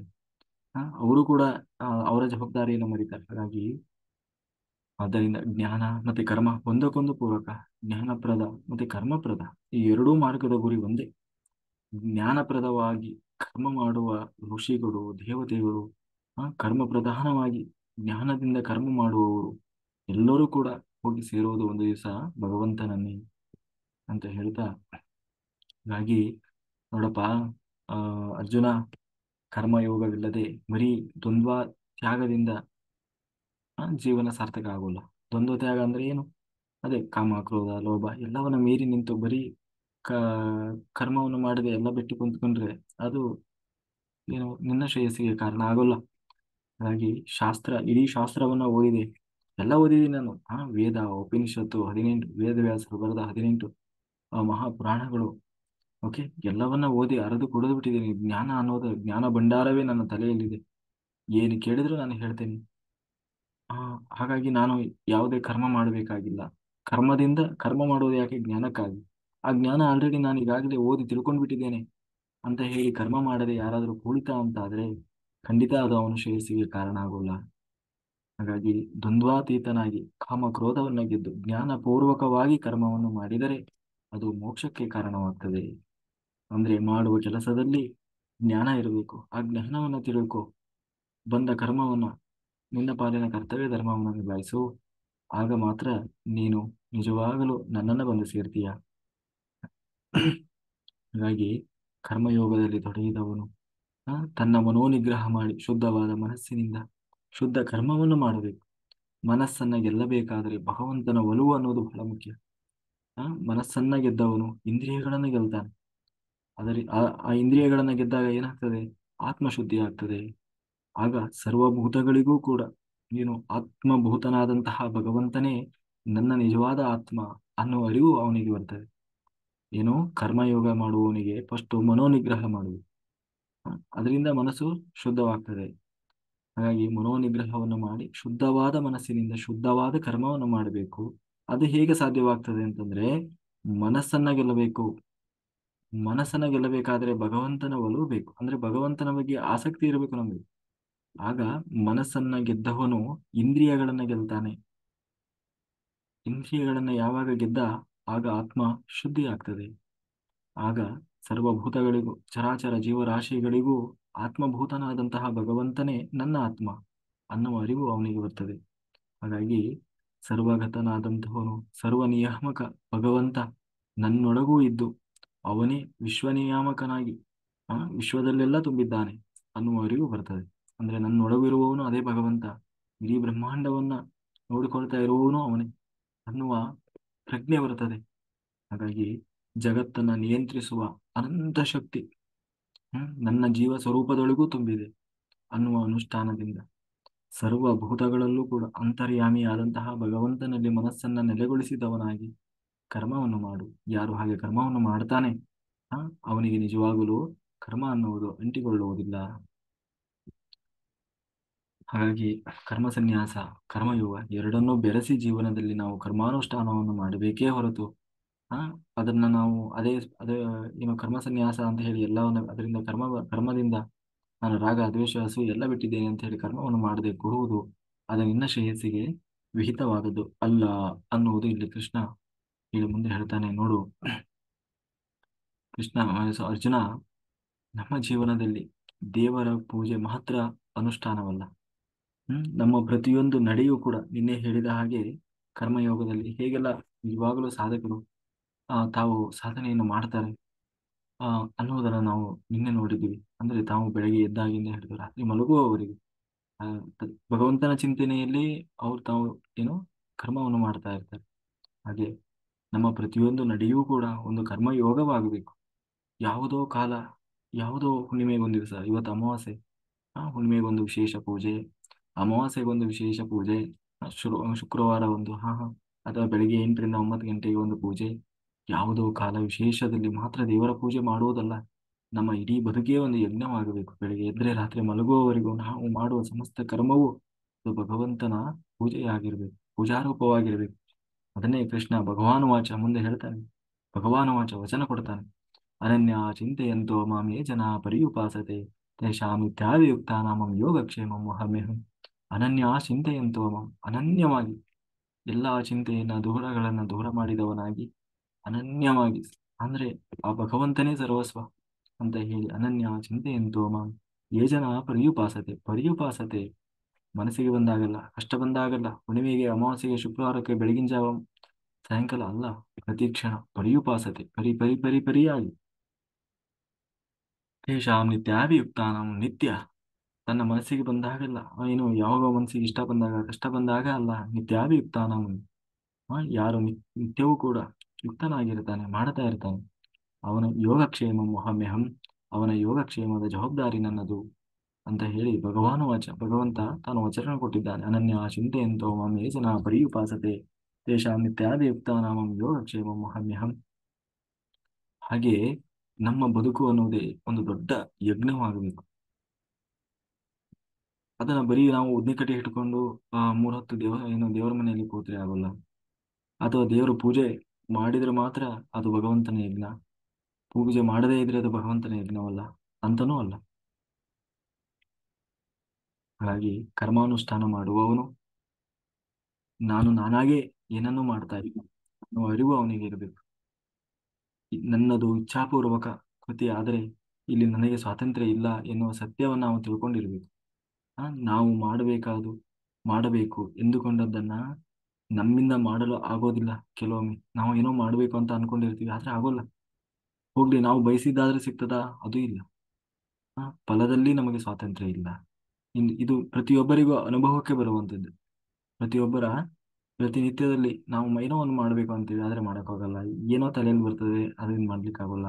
ಹೋಗ್ಲಿ, ಅದೇನೋ ಸಿಗಬೇಕು ಅಂತ ಮಾಡಿ ಏನೇನೋ ಮಾಡ್ತೀವಿ, ಕೊನೆಗೆ ಅದು ಸಿಗಲ್ಲ. ಇದು ಪ್ರತಿಯೊಬ್ಬರ ಜೀವನದಲ್ಲಿ, ಅಂದ್ರೆ ಯಾವುದು ನಮ್ಮ ಕೈಯಲ್ಲಿ ಇಲ್ಲ ಅಂತ ಆಯ್ತಲ್ಲ. ಅಲ್ಲ, ಎಲ್ಲವನ್ನೂ ನಾನೇ ಮಾಡ್ತೇನೆ, ನನ್ನ ಪ್ರಯತ್ನ, ನನ್ನ ಶಕ್ತಿ, ನನ್ನ ಸಾಮರ್ಥ್ಯ ಆ ಎಲ್ಲವೂ ಆಗ್ತದೆ ಅನ್ನೋದಾದ್ರೆ, ಆದ್ರೆ ಎಷ್ಟೋ ಕೆಲವೊಂದು ನಮಗೆ ಸಿಗಬಹುದು, ಆದ್ರೆ ಇನ್ನೆಷ್ಟೋ ನಮ್ಮ ಕೈಗೆ ಎಟಕದ ಹಾಗೆ ನಮ್ಮಿಂದ ಅದು ತಪ್ಪಿಸಿಕೊಂಡು ಹೋಗ್ತಾನೆ ಇರ್ತದೆ. ಹಾಗಾದ್ರೆ ಇದನ್ನೆಲ್ಲ ನಿಗ್ರಹ ಮಾಡುವವನು ಯಾರೋ ಒಬ್ಬ ಇದ್ದಾನಲ್ಲ, ಇರ್ಲೇಬೇಕಲ್ಲ. ಇದನ್ನ ನಾವು ಯಾವುದೇ ಶಾಸ್ತ್ರ ಓದೇ ತಿಳ್ಕೊಳ್ಬೇಕಾಗಿಲ್ಲ. ನಿತ್ಯ ಬದುಕಿನಲ್ಲಿ ನಾವು ನಿತ್ಯವೂ ಕೂಡ ಎದುರಿಸ್ತಾ ಇರುವಂತಹ ವಿಚಾರ. ಹಾಗಾಗಿ ನನ್ನೊಳಗಿರುವಂತಹ ಭಗವಂತ ಇದನ್ನು ಮಾಡಿಸ್ತಾ ಇದ್ದಾನೆ ಎಂದು ತತ್ವಜ್ಞಾನಿ ಯಾವಾಗಲೂ ತಿಳ್ಕೊಂಡಿರ್ತಾನೆ, ಒಬ್ಬ ನಿಜವಾದ ಜ್ಞಾನಿ. ಅದರಿಂದಾಗಿ ಯಾವುದರಲ್ಲೂ ನಾನು ನನ್ನದು ಎನ್ನುವ ಅಹಂಕಾರ ಅವನಿಗೆ ಇರೋದಿಲ್ಲ. ಎಲ್ಲವೂ ಭಗವಂತನ ಇಚ್ಛೆಯಂತೆ ನಡೀತಾ ಇದೆ ಹೊರತು ಇಲ್ಲಿ ನಾನು ಸ್ವತಂತ್ರ ಕರ್ತನಲ್ಲ, ಅಂದ್ರೆ ನಾನು ಸ್ವತಂತ್ರವಾಗಿ ಮಾಡ್ತಾ ಇಲ್ಲ ಎನ್ನುವ ನಿಜವನ್ನ ಅರಿತು ತನ್ನ ಕ್ರಿಯೆಯನ್ನು ಮಾಡ್ತಾ ಇರ್ತಾನಪ್ಪ. ತನ್ನೆಲ್ಲಾ ಕ್ರಿಯೆಯಲ್ಲಿ ತಾನೇನು ಮಾಡ್ತಾ ಇಲ್ಲ ಅನ್ನುವ ಅರಿವು ತತ್ವಜ್ಞಾನಿ ತಿಳಿದಿರ್ತಾನೆ. ಉದಾಹರಣೆಗೆ ಅವನು ಈಗ ಉದಾಹರಣೆಗೆ ಒಂದು ತೋಟ, ಒಂದು ಉದ್ಯಾನವನವೋ ಒಂದು ತೋಟವೋ ಇದೆ. ಅಲ್ಲಿ ಒಂದು ಗಿಡ, ಅದು ಬಹಳ ಸುಂದರವಾದ ಒಂದು ಹೂ ಬಿಟ್ಟಿರ್ತದೆ. ಅದನ್ನ ನೋಡ್ತಾನೆ, ಕಣ್ಣಿನಿಂದ ನೋಡ್ತಾನೆ, ಸವಿತಾನೆ. ಅದರ ಹತ್ರ ಹೋಗ್ತಾನೆ, ಅದರ ಪರಿಮಳವನ್ನು ನೋಡ್ತಾನೆ, ಬಹಳ ಚೆನ್ನಾಗಿರ್ತದೆ ಹೂ. ಮುಟ್ತಾನೆ. ಆ ಅದರಿಂದ ಅದನ್ನು ನೋಡಿ ಬಹಳ ಸಂತೋಷ ಪಡ್ತಾನೆ. ಆಗ ಅವನ ಮನಸ್ಸಿನಲ್ಲಿ ಏನು ಭಾವನೆ ಬರ್ತದೆ ಗೊತ್ತು? ಅದರ ಮೇಲೆ ಮೋಹ ಉಂಟಾಗಲ್ಲ. ಅದರ ಮೇಲೆ ಅವನಿಗೆ ಏನೋ ಒಂದು ಆಸೆ ಉಂಟಾಗಲ್ಲ. ಬದಲಾಗಿ ಅವನು ಹೇಗೆ, ಒಬ್ಬ ಜ್ಞಾನಿಯಾದವನು ಹೇಗೆ ಚಿಂತನೆ ಮಾಡ್ತಾನೆ ಅಂದ್ರೆ, ಹೇಗೆ ಚಿಂತನೆ ಮಾಡ್ತಾನೆ ಅಂತಂದ್ರೆ, ಅದಕ್ಕೆ ಆ ಅಂದವನ್ನ ಕೊಟ್ಟವನು, ಅದನ್ನು ಸೃಷ್ಟಿ ಮಾಡಿದವನು ಭಗವಂತ. ಅದಕ್ಕೆ ಅಷ್ಟು ಸುಂದರವಾದ ಅಂದವನ್ನ ಕೊಟ್ಟವನು ಭಗವಂತ. ಆ ಹೂವನ್ನ ನೋಡುವ ಕಣ್ಣನ್ನ ನನಗೆ ಕೊಟ್ಟವನು ಕೂಡ ಅದು ಭಗವಂತನೇ. ಆ, ಅನ್ನ ಜೊತೆಗೆ ಅದನ್ನ ನಾನು ಮೂಸಿದೆ ಅಲ್ವಾ, ಆ ಒಂದು ಸುವಾಸನೆ ಆ ಸುವಾಸನೆ ಕೊಟ್ಟವನು ಭಗವಂತ. ಅದನ್ನ ಮೂಸಲಿಕ್ಕೆ ನನಗೆ ಶಕ್ತಿ ಕೊಟ್ಟವನು, ಅಂದ್ರೆ ಮೂಗನ್ನ ಕೊಟ್ಟವನು, ಇಂದ್ರಿಯಗಳನ್ನ ಕೊಟ್ಟವನು ಕೂಡ ಭಗವಂತ. ಹಾಗಾಗಿ ಎಲ್ಲವೂ ಭಗವನ್ಮಯ ಅಂತ ಹೇಳಿ ಅಲ್ಲೂ ಕೂಡ ದೇವರನ್ನ ಚಿಂತನೆ ಮಾಡ್ತಾನೆ. ಹಾಗಾಗಿ ಈ ಪ್ರಪಂಚದಲ್ಲಿ ಎಷ್ಟೋ ಜನ, ಇನ್ನೂ ಕೆಲವರು ಇರ್ತಾರೆ, ಏನು ಅಂತಂದ್ರೆ ಆ ಹೇಗೆ ಅಂದ್ರೆ ಅನುಸಂಧಾನ ಅಂದ್ರೆ ಪ್ರಪಂಚದಲ್ಲಿ ಎಷ್ಟೋ ಜನ ಇರ್ತಾರೆ. ನಾವು ಒಂದೊಂದು ಹೊತ್ತಿಗೂ ಊಟ ಇರೋಲ್ಲ ಪಾಪ. ಈ ಆಫ್ರಿಕಾ ದೇಶಗಳಿಗೆಲ್ಲ ಹೋದ್ರೆ ಅಲ್ಲಿ ಎಷ್ಟೋ ಅವ್ರಿಗೆ ಏನೇನೋ ತಿಂದು ಬದುಕ್ತಾ ಇರ್ತಾರೆ. ಆ, ದಿನಕ್ಕೂ ಒಂದು ದಿನ ಊಟ ಅಲ್ಲ ಅವರಿಗೆ, ವಾರಕ್ಕೆ 2-3 ಊಟ ಸಿಕ್ಕರೆ ದೊಡ್ಡದು ಹಾಗಿರ್ತಾರೆ. ಹಾಗೆ ಪ್ರಪಂಚದಲ್ಲಿ ಒಂದು ಹೊತ್ತಿನ ಊಟಕ್ಕೂ ಕೂಡ ಗತಿ ಇಲ್ಲದೆ ಇದ್ದಂಥವ್ರು ಇದ್ದಾರೆ. ಹ್ಮ್ ಹಾಗಾಗಿ ಭಗವಂತ ನಮಗೆ 3 ಹೊತ್ತು ಊಟಕ್ಕೇನು ಕಡಿಮೆ ಮಾಡಿಲ್ಲ. ಆ ಅದು ಏನೋ ಪಂಚಭಕ್ಷ ಪರಮಾನ್ನ ಅಲ್ಲದೆ ಇದ್ರೂ ಕೂಡ ಅನ್ನ ಸಾರು, ಆ, ಖಾಲಿ ಖಾಲಿ ಉಪ್ಪಿಟ್ಟು ಏನೋ ಒಂದಾದ್ರೂ ಇಟ್ಟಿದ್ದಾನಲ್ಲ. ಆ, ಹಾಗಾಗಿ ಅಟ್ಲೀಸ್ಟ್ ಅದನ್ನಾದ್ರೂ ಕೊಟ್ಟಿದ್ದಾನಲ್ಲ ಅಂತ ಹೇಳಿ ಆ ಭಗವಂತನಿಗೆ ಕೃತಜ್ಞತೆಯನ್ನು ಸಲ್ಲಿಸ್ತಾನೆ. ಅವನು ನಿಜವಾದ ಜ್ಞಾನಿ. ನಮ್ಮ ಪ್ರತಿಯೊಂದು ಇಂದ್ರಿಯಗಳನ್ನು ಕೂಡ ಇಂದ್ರಿಯಾಭಿಮಾನಿ ದೇವತೆಗಳು ನಿಯಂತ್ರಣ ಮಾಡ್ತಾ ಇರ್ತಾರೆ. ಆ ವಿಚಾರವನ್ನ ಅವನು ಯಾವಾಗಲೂ ತನ್ನ ತಲೆಯಲ್ಲಿ ಇಟ್ಕೊಂಡಿರ್ತಾನೆ, ಒಬ್ಬ ಜ್ಞಾನಿಯಾದವನು. ಇದರ ಬಗ್ಗೆ ನಾವು ಹಿಂದೆ ನೋಡಿದ್ವಿ, ಯಾರು ತತ್ವಾಭಿಮಾನಿ ದೇವತೆಗಳು ಹೇಗೆ ಅವರು ನಿಗ್ರಹ ಮಾಡ್ತಾರೆ ಅನ್ನೋದನ್ನ. ಹಾಗೆ ಹಾಗಾಗಿ ನಾವು ಪೂಜೆಯ ಕೊನೆಯಲ್ಲಿ ಪ್ರತಿಯೊಂದು ಏನೇ ಒಂದು ಕೆಲಸ ಮಾಡಲಿ, ಯಾವುದೇ ಒಂದು ಕರ್ಮ ಮಾಡಲಿ, ಕೊನೆಗೆ ಲಾಸ್ಟಿಗೆ ನೀನು ಕೃಷ್ಣಾರ್ಪಣ ಮಸ್ತು ಅಂತ ಹೇಳಿಬಿಡ್ತೇವೆ. ಆ ಭಗವಂತನಲ್ಲಿ ಅರ್ಪಿತ ಮಾಡ್ತೇವೆ, ಅರ್ಪಣೆಯನ್ನು ಮಾಡ್ತೇವೆ. ಏನಿದ್ರ ಅರ್ಥ ಅಂದ್ರೆ, ಈ ಕರ್ಮವನ್ನ ಭಗವಂತ ಪೂಜಾರೂಪಕವಾಗಿ ಮಾಡಿ ಆ ನನ್ನ ಉದ್ಧಾರಕ್ಕಾಗಿ ಅವನೇ ಮಾಡಿಸಿಕೊಂಡ. ಅಂದ್ರೆ ಅವನೇ ಮಾಡಿಸಿದ್ದು ನನ್ನೊಳಗೆ ಕೊಡು ಪ್ರೇರಣೆಯನ್ನು ಮಾಡಿ, ಅವನೇ ಮಾಡಿ ನನ್ನಿಂದ ಒಳಗೆ ಶಕ್ತಿಯನ್ನು ಕೊಟ್ಟು ಪ್ರೇರಣೆ ಮಾಡಿಸಿ ಕೊನೆಗೆ ಆ ಅದನ್ನು ಅವನಿಗೆ ಸರ್ವ ಸಮರ್ಪಣೆ ಮಾಡೋದು ಅನ್ನೋದು ಅದರ ಅರ್ಥ. ಹೀಗೆ ನಾವು ನಮ್ಮ ಕರ್ಮವನ್ನು ಮಾಡಿದಾಗ ಯಾವ ಕರ್ಮದ ಲೇಪವೂ ನಮಗೆ ಅಂಟುವುದಿಲ್ಲ. ಇನ್ನು ನಾವು ಈ ರೀತಿ ಮನಸ್ಥಿತಿಯಲ್ಲಿ ಯಾವಾಗ ಮಾಡ್ತೀವೋ, ಅದು ತಪ್ಪಾಗಲಿ ದೋಷ ಆಗಲಿ ಏನಾದರೂ ಆಗಿರಲಿ, ಆದರೆ ಅದರ ಬಂಧನಕ್ಕೆ ನಾವು ಸಿಕ್ಕಿ ಹಾಕಿಕೊಳ್ಳುವುದಿಲ್ಲ. ನಾನು ನನ್ನದು ನನ್ನಿಂದ ಎನ್ನುವ ಅಹಂಕಾರ ಹೊರಟು ಹೋಗ್ತದೆ. ಇದು ಆನಂದಮಯವಾದಂತಹ ವಿಸ್ಮಯ. ಹೇಗೆ ಒಂದು ತಾವರೆ ಎಲೆ ನೀರಿನಲ್ಲಿ ಇದ್ದು ಕೂಡ ಅಂಟಿಕೊಳ್ಳದ ಹಾಗೆ, ಕೆಸರಿನಲ್ಲಿದ್ದರೂ ಕೂಡ ಅಂಟಿಕೊಳ್ಳದ ಹಾಗೆ, ಆ ತಾವರೆ ಎಲೆ ಮೇಲೆ ನೀರು ಹಾಕಿದ್ರೆ ಅದು ಜಾರಿ ಹೋಗ್ತದೆ, ಅಂಟಿಕೊಳ್ಳೋದಿಲ್ಲ. ಹಾಗೆ ಕರ್ಮ ಮಾಡಿ ಕರ್ಮವನ್ನು ಅಂಟಿಸಿಕೊಳ್ಳದೇ ಇರುವುದು ನಿಜವಾದ ಅನುಸಂಧಾನ. ಅದು ಹೇಗೆ ಸಾಧ್ಯವಾಗ್ತದೆ ಅಂದ್ರೆ, ಈ ರೀತಿಯ ನಿಜವಾದ ಜ್ಞಾನವನ್ನು ಹೊಂದಿದವನಾಗಿ ಯಾರು ಮಾಡ್ತಾನೆ ಅವನು ನಿಜವಾಗ್ಲೂ ಕರ್ಮಯೋಗಿ ಆಗ್ತಾನೆ. ಹಾಗಾಗಿ ಯೋಗಿಗಳು ಈ ರೀತಿ ದ್ವಂದ್ವಾತೀತವಾಗಿ ಆ ಆ, ಫಲಕಾಮನೆ ಇಲ್ಲದೆ ನನ್ನೊಳಗೆ ಭಗವಂತ ನನ್ನ ಪೂಜೆಯನ್ನು ಮಾಡಿಸಿದ, ನನ್ನ ಮೂಲಕ ನನ್ನ ಉದ್ಧಾರಕ್ಕಾಗಿ ಮಾಡಿಸ್ತಾ ಇದ್ದಾನೆ. ಇಷ್ಟೆಲ್ಲ ಮಾಡಿಸ್ತಾ ಇದ್ದಾನೆ ಯಾಕಾಗಿ? ನನ್ನ ಮೇಲಿನ ದ್ವೇಷದಿಂದಲೋ ಕೋಪದಿಂದಲೋ ಅಲ್ಲ, ನನ್ನ ಉದ್ಧಾರಕ್ಕಾಗಿ ಅಂತ ಹೇಳಿ ಯಾರು ತಿಳಿದು ಕರ್ತವ್ಯ ದೃಷ್ಟಿಯಿಂದ ಕರ್ಮ ಮಾಡ್ತಾನೋ ಅವರಿಗೆ ಅಹಂಕಾರ ಮಮಕಾರ ಅನ್ನೋದು ಇರೋದಿಲ್ಲ. ಅವರ ಮನಸ್ಸು ಶುದ್ಧವಾಗ್ತದೆ ಅಂತ ಹೇಳ್ತಾ ಮುಂದೆ ಕೃಷ್ಣ ಹೇಳ್ತಾನೆ, ನೋಡು, ಈ ಕರ್ಮಯೋಗಕ್ಕೆ ತನ್ನನ್ನ ತೊಡಗಿಸಿಕೊಂಡುವ ಭಗವತ್ ಪ್ರಜ್ಞೆಯಲ್ಲಿ ಕರ್ಮ ಮಾಡತಕ್ಕವ ಜ್ಞಾನಾನಂದ ತುದಿಯಾದ ಮೋಕ್ಷವನ್ನು ಪಡಿತಾನೆ. ನಾವು ಯಾವುದೋ ಒಂದು ಫಲಕಾಮನೆಯಿಂದ ಕರ್ಮ ಮಾಡಿದರೆ ನಾವೇನೋ ಮಾಡ್ತಾ ಇದ್ದೀವಿ. ಉದಾಹರಣೆಗೆ ಆ, ಏನೋ ಒಂದು ವಸ್ತು ತಗೊಂಡು ಮಾರ್ಲಿಕ್ಕೆ ಅಂತ ಹೋದ್ವಿ ಅಂತ ನಮ್ಮ ಆಸೆ ಏನಿರ್ತದೆ, ಕೆಜಿಗೆ 20 ರೂಪಾಯೋ 30 ರೂಪಾಯೋ ಅನ್ನೋ ಉದ್ದೇಶ ಇಟ್ಕೊಂಡು ಹೋಗಿ ಕೊನೆಗೆ ಅದಕ್ಕಿಂತ ಕಡಿಮೆನೂ ಸಿಗ್ಬೋದು ಅಥವಾ ಲಾಸ್ ಆಗೋ ಬರ್ಬೋದು. ಯಾರಿಗೆ ಗೊತ್ತು? ಅದಕ್ಕಿಂತಲೂ ಹೆಚ್ಚಿನ ಹೆಚ್ಚಿನ ರೇಟ್ ಸಿಗ್ಬೋದು. ಹಾಗೆ ಇಲ್ಲಿ ಕೃಷ್ಣ ಏನು ಹೇಳ್ತಿದ್ದಾನೆ, ನಾವು ಯಾವುದೋ ಒಂದು ಫಲಕಾಮನೆಯಿಂದ ಕರ್ಮ ಮಾಡಿದರೆ ನಾವು ಏನು ಬಯಸಿದೀವೋ ಅಷ್ಟು ಮಾತ್ರ ಸಿಗ್ತದೆ. ಆದರೆ ಫಲ ನಮಗೆ ಎಷ್ಟು ಉಪಯುಕ್ತ ಅಷ್ಟು ಮಾತ್ರ ಸಿಗ್ತದೆ. ಅದಕ್ಕಿಂತ ಜಾಸ್ತಿದು ಕೂಡ ನಮಗೆ ಕೆಲವೊಮ್ಮೆ ಸಿಗದೆ ಹೋಗ್ಬೋದು. ಅಥವಾ ಇನ್ನೂ ಒಂದಿದೆ, ಏನು ಅಂದ್ರೆ, ನಾವು ಬಯಸ್ತಾ ಇರುವ ಫಲ ನಮಗೆ ಸರಿಯಾಗಿ ಇದೆಯೋ ಇಲ್ವೋ ಅನ್ನುವ ಪರಿಜ್ಞಾನ ನಮಗೆ ಇಲ್ಲದೆ ಹೋದ್ರೆ ಅದನ್ನು ದೇವರು ಹೆಂಗೆ ಕೊಡ್ಲಿಕ್ಕೆ ಸಾಧ್ಯ? ಅಥವಾ ಆ ಏಕೆಂದ್ರೆ ಒಂದು ವೇಳೆ ನನ್ನ ಶ್ರೇಯಸ್ಸಿಗೆ ಒಳಿತಲ್ಲ ಅನ್ನುವ ಕರ್ಮವನ್ನು ನಾನು ಫಲವನ್ನು ನಾನು ಬಯಸ್ತಾ ಇದ್ದೀನಿ ಅಂತ ಅಂದ್ರೆ ಆ, ಅದನ್ನು ದೇವರು ಹೆಂಗೆ ಕೊಡ್ತಾನೆ ಅಲ್ವ? ಹಾಗೆ ಆ ಫಲ ನಮಗೆ, ಈ ಉದಾಹರಣೆಗೆ ಒಂದು ಮಗು ಏನ್ ಮಾಡ್ತದೆ, ತನಗೆ ಚಾಕ್ಲೇಟ್ ಅಂದ್ರೆ ಬಹಳ ಇಷ್ಟ. ಅದಕ್ಕೆ ಚಾಕ್ಲೇಟ್ ಬೇಕು ಅಂತ ಬಯಸ್ತಾ ಇರ್ತದೆ. ತಾಯಿಯನ್ನು ಕೇಳ್ತದೆ, ಬಂದವ್ರನ್ನೆಲ್ಲ ಕೇಳ್ತದೆ. ಆದ್ರೆ ಮನೇಲಿ ಏನ್ ಮಾಡ್ತಾರೆ, ಬೈತಾರೆ, ಅನ್ ತಿನ್ಬೇಡ ಜಾಸ್ತಿ, ಹೊಟ್ಟೆ ನೋವು ಬರ್ತದೆ, ಹಲ್ಲು ಹುಳ ಬರ್ತವೆ ಅಂತ ಹೇಳಿ ಆದಷ್ಟು ಕೊಡಲ್ಲ. ಯಾಕೆ? ಅವರಿಗೆ ಗೊತ್ತಿದೆ ಅದನ್ನು ತಿನ್ನೋದ್ರಿಂದ ಅದರ ಆರೋಗ್ಯ ಹಾಳಾಗ್ತದೆ. ಆದ್ರೆ ಮಗುವಿಗೆ ಅದೇ ಇಷ್ಟ, ಅದು ಇಷ್ಟ ಅಂತ ಹೇಳಿ ಅವರು ಕೊಡಲ್ಲ. ಹಾಗೆ ನಮಗೆ ನನಗೆ ಒಳ್ಳೇದಾಗ್ತಾ ಇದೆಯೋ ಕೆಟ್ಟದಾಗ್ತಾ ಇದೆಯೋ ಗೊತ್ತಿಲ್ಲ, ಒಟ್ಟಲ್ಲಿ ಅದು ಅಂದ್ರೆ ನನಗೆ ಇಷ್ಟ ಅಂತ ಹೇಳಿ ನಾವು ಬಯಸ್ತಾ ಇದ್ದೀವಿ. ಆದ್ರೆ ಭಗವಂತನಿಗೆ ಗೊತ್ತಿದೆ ಅದು ನಿನ್ನ ಶ್ರೇಯಸ್ಸಿಗೆ ಒಳ್ಳೇದಾಗಲ್ಲ. ನೀನು ಅದನ್ನ ಬಳಸೋದ್ರಿಂದ, ಅದನ್ನ ಪಡೆಯೋದ್ರಿಂದ ನೀನು ಇನ್ನು ಕೆಳಗೆ ಹೋಗ್ತೀಯ. ಹಾಗಾಗಿ ನೀನು ಬಯಸಿದ್ರು ಕೂಡ ನಾನು ಕೊಡಲ್ಲ ಅಂತ ಹೇಳಿ ಆ ನಮ್ಮ ಒಳಿತಿಗಾಗಿ ಅದನ್ನು ತಪ್ಪಿಸಿರ್ತಾನೆ. ಇದನ್ನ ಜ್ಞಾನಿಗಳು ಅರ್ಥ ಮಾಡ್ಕೊಂಡಿರ್ತಾರಪ್ಪ. ಹಾಗಾಗಿ ಫಲಕಾಮನೆ ಇಲ್ಲದೆ ಕರ್ಮ ಮಾಡಿದರೆ ನಾವು ನಮಗೆ ಅಗತ್ಯವಾದ ಎಲ್ಲವನ್ನೂ ಕೂಡ ಪಡಿತೇವೆ. ನಾವು ಕರ್ಮಫಲದ ಆಸೆ ಇಲ್ಲದೆ ಕರ್ಮದಲ್ಲಿ ತೊಡಗಿಸಿಕೊಂಡರೆ ಕರ್ಮದಲ್ಲೇ ಮುಂದುವರಿದು ಅದರಿಂದ ಜ್ಞಾನ ಪಡೆದು ಅಂತಃಕರಣ ಶುದ್ಧಿಯಾಗಿ ಭಗವಂತನ ಅನುಗ್ರಹಕ್ಕೆ ಪಾತ್ರರಾಗಿ ಕೊನೆಗೆ ಮೋಕ್ಷವನ್ನು ಪಡಿತೀವಿ. ಹಾಗಾಗಿ ಎಲ್ಲಾ ಕರ್ಮವನ್ನು ಕೂಡ ಮಾನಸಿಕವಾಗಿ ಸನ್ಯಾಸ ಮಾಡು ಅಂತ ಹೇಳಿ ಕೃಷ್ಣ ಇಲ್ಲಿ ಹೇಳ್ತಾ ಇದ್ದಾನೆ. ಇದು ಬಹಳ ಮುಖ್ಯವಾದ. ಯಾಕಂದ್ರೆ ಇಲ್ಲಿ ಕರ್ಮ ತ್ಯಾಗ ಮಾಡು ಅಂದ್ರೆ ಕೃಷ್ಣ ಆ ಮ್, ಏನಂದ್ರೆ ಮನಸ್ಸಿನಿಂದ ಎಲ್ಲವನ್ನ ಬಿಡು, ಮನಸ್ಸಿನಿಂದ ಎಲ್ಲವನ್ನ ಬಿಡು ಅಂತಿದ್ದಾನೆ ಹೊರತು ಹೊರಗಡೆಯಿಂದ ಅಲ್ಲ. ಕರ್ಮಗಳ ಬಗ್ಗೆ ಮನಸ್ಸಿನಲ್ಲಿರುವಂತಹ ಫಲದ ಸಂಘ, ಮಾನಸಿಕವಾಗಿ ಸ್ವಾತಂತ್ರ್ಯ ಎಂಬ ಭ್ರಮೆಯನ್ನ ಬಿಡುವುದು, ನನಗೋಸ್ಕರ ಎನ್ನುವ ವಿಚಾರವನ್ನ ಮಾನಸಿಕವಾಗಿ ಬಿಡುವುದು. ಹಾಗಾಗಿ ಕೊನೆಗೆ ದೇವರನ್ನ ಹೇಗೆ ನಾವು ಏನು ಅವೇರ್ನೆಸ್ ಎಚ್ಚರ ಸ್ಥಿತಿಯಲ್ಲಿ ಇಟ್ಕೊಳ್ಳೋದು ಅಂತಂದ್ರೆ, ಭಗವಂತ ಈ 9 ಬಾಗಿಲು ಅಥವಾ ದ್ವಾರದ ಪುರದೊಳಗೆ ನಮ್ಮ ಒಳಗೆ ನನ್ನ ಕೂರಿಸಿ ಅವನು ಕೂಡ ಕುಳಿತುಕೊಂಡು ನಮ್ಮಿಂದ ಕರ್ಮ ಮಾಡಿಸ್ತಾ ಇದ್ದಾನೆ.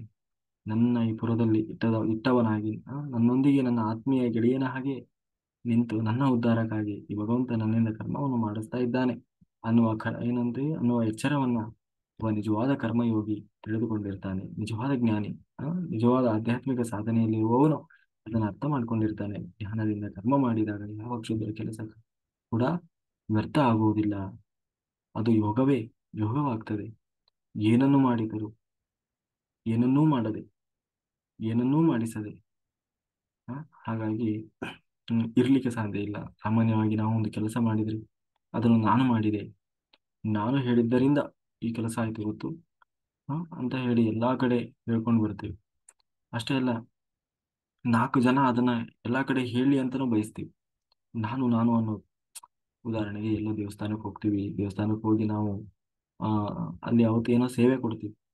ಅಲ್ಲಿ ಆ ಸೇವೆ ಕೊಟ್ಟವರು ನಾವೇ ಅಂತ ಎಲ್ಲರೂ ನಮ್ಮನ್ನು ಗುರುತಿಸ್ಬೇಕು ಅಂತ ಬಯಸ್ತೀವಿ.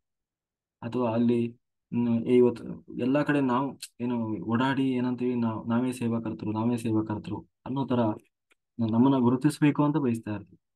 ಆ, ಭಗವಂತ ಒಬ್ಬವನು ಗುರುತಿಸಿದ್ದಾನೆ ಸಾಕು ಅಂತ ಹೇಳಿ ನಿರ್ಲಿಪ್ತರಾಗಿರೋಲ್ಲ. ಅದನ್ನ ಆದ್ರೆ ನಿಜವಾಗ್ಲೂ ಜ್ಞಾನಿಗಳು ಆದವರು ಹಾಗೆ ಇರೋಲ್ಲ ಅಂತ ಹೇಳ್ತಾ, ಹಾಗಾಗಿ ಎಲ್ಲೂ ದೇವರು ಮಾಡಿಸಿದ ನನ್ನ ಕೈಯಿಂದ ನಾನು ಮಾಡಿದೆ ಅಂತ ಹೇಳಿ ಎಲ್ಲೂ ತಾನು ಹೇಳ್ಕೊಂಡು ಓಡಾಡಲ್ಲ.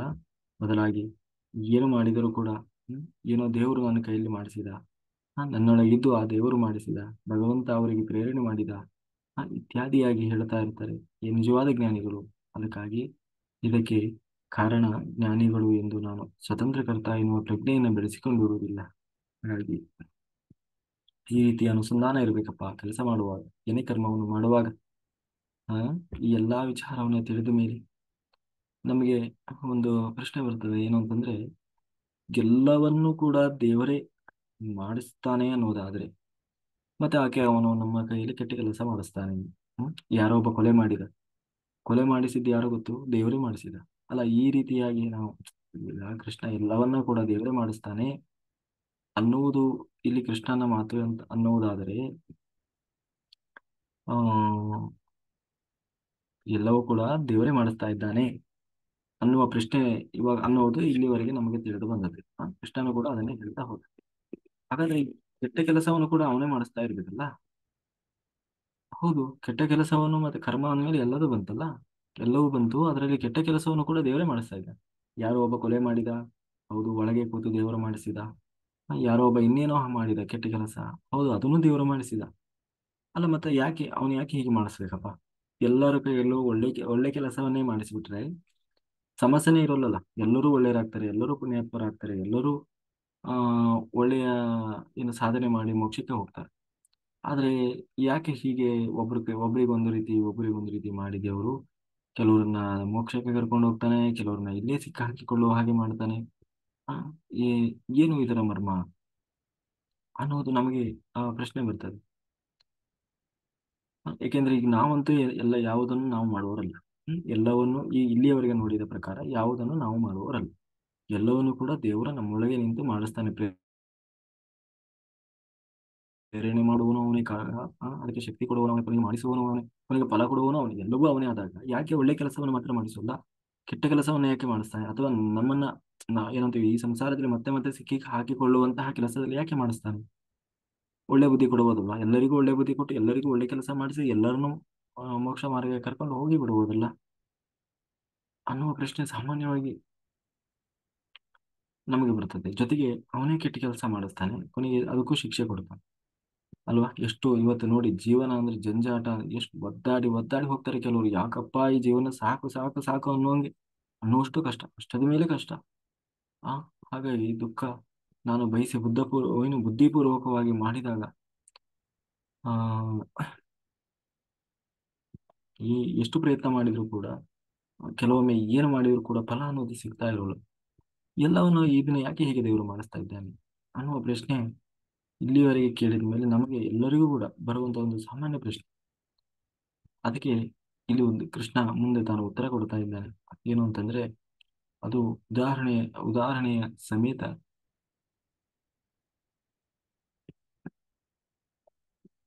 ಏನು ಅಂತಂದ್ರೆ, ಉದಾಹರಣೆಗೆ ಒಂದು ತೊಟ್ಟಿಲಲ್ಲಿ ಈ ಇದನ್ನು ಹೇಗೆ ದೇವರೇ ಮಾಡಿಸ್ತಾ ಇದ್ದಾನೆ, ಆ ಜೊತೆಗೆ ಅವನೇ ಮಾಡ್ತಾನಂತೆ. ಈಗ ಕೆಟ್ಟ ಕೆಲಸ ಮಾಡಿಸುವುದು ಅವನೇ, ಒಳ್ಳೆ ಕೆಲಸ ಮಾಡಿಸುವುದು ಅವನೇ.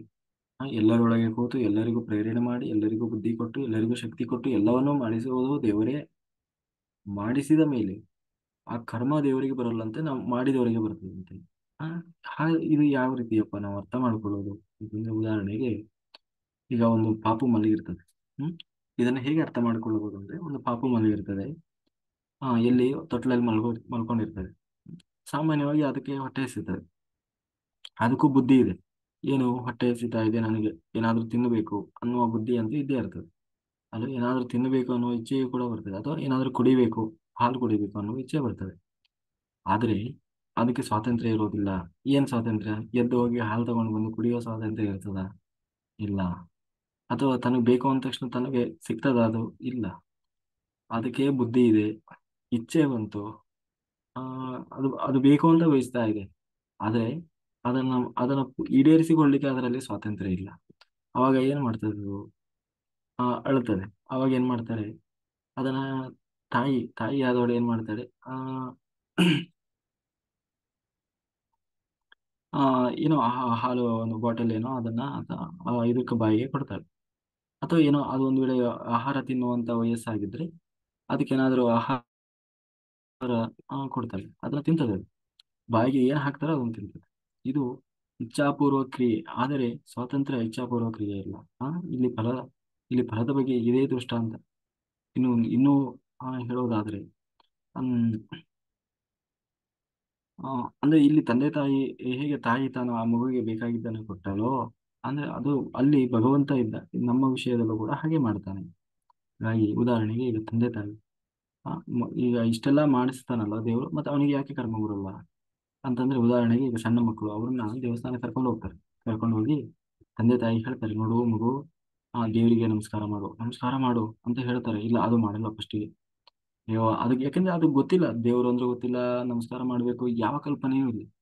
ಮೊದಲು ಇವರು ಹೇಳ್ತಾರೆ, ನೋಡು ದೇವರು ದೊಡ್ಡವ ಇದ್ದಾನೆ, ನಿನಗೆ ಅದನ್ನ ಕೊಡ್ತಾನೆ, ಬುದ್ಧಿ ಕೊಡ್ತಾನೆ, ಹಾಗೆ ಹೀಗೆ ಅಂತ ಹೇಳ್ತಾರೆ. ನಾವು ನಮಸ್ಕಾರ ಮಾಡು ಅಂತ ಹೇಳ್ತಾರೆ.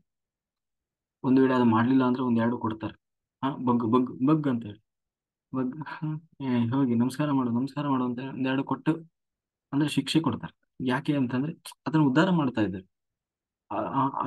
ಅದಕ್ಕೆ ಸಂಸ್ಕಾರ ಕಲಿಸ್ತಾ ಇದ್ದಾರೆ. ಕೊನೆಗೆ ನಮಸ್ಕಾರ ಮಾಡಿಸ್ತಾರೆ. ನಮಸ್ಕಾರ ಮಾಡ್ತದೆ ಆ ಮಗು. ನಮಸ್ಕಾರ ಮಾಡಿದ್ಮೇಲೆ ಆ ಫಲ ಯಾರಿಗೆ ಸಿಗ್ತದೆ? ಆ ಮಗುವಿಗೆ ಸಿಗ್ತದೆ ಅಲ್ವಾ. ಯಾಕೆಂದ್ರೆ ಮಗು ದೇವರಿಗೆ ನಮಸ್ಕಾರ ಮಾಡಿದಕ್ಕೆ ದೇವರ ಆಶೀರ್ವಾದ ಕೊಟ್ಟ. ಯಾರಿಗೆ? ಮಗು. ಇಲ್ಲಿ ಭಗವಂತನು ಕೂಡ ಹಾಗೆ ಅದೇ ರೀತಿ ಆ ಜೀವನದೊಳಗೆ ಕುಳಿತು ಜೀವನ ಒಳಗೆ ಕುಳಿತು ನಮ್ಮ ದೇಹದೊಳಗೆ ಕುಳಿತು ಭಗವಂತ, ಕಣ್ಣಿಗೆ ಕಾಣದ ಭಗವಂತ ಜೀವನ ಕ್ರಿಯೆಯನ್ನು ಕೂಡ ಹಾಗೇ ನಿಯಂತ್ರಣ ಮಾಡ್ತಾ ಇದ್ದಾನೆ. ನಮ್ಮ ಮೂಲಕ ಕರ್ಮ ಮಾಡಿಸುವವನು ಭಗವಂತನಾದ್ರೂ ಕೂಡ ಕರ್ಮದ ಫಲ ಅವನಿಗೆ ಆ ಬರೋದಿಲ್ಲ.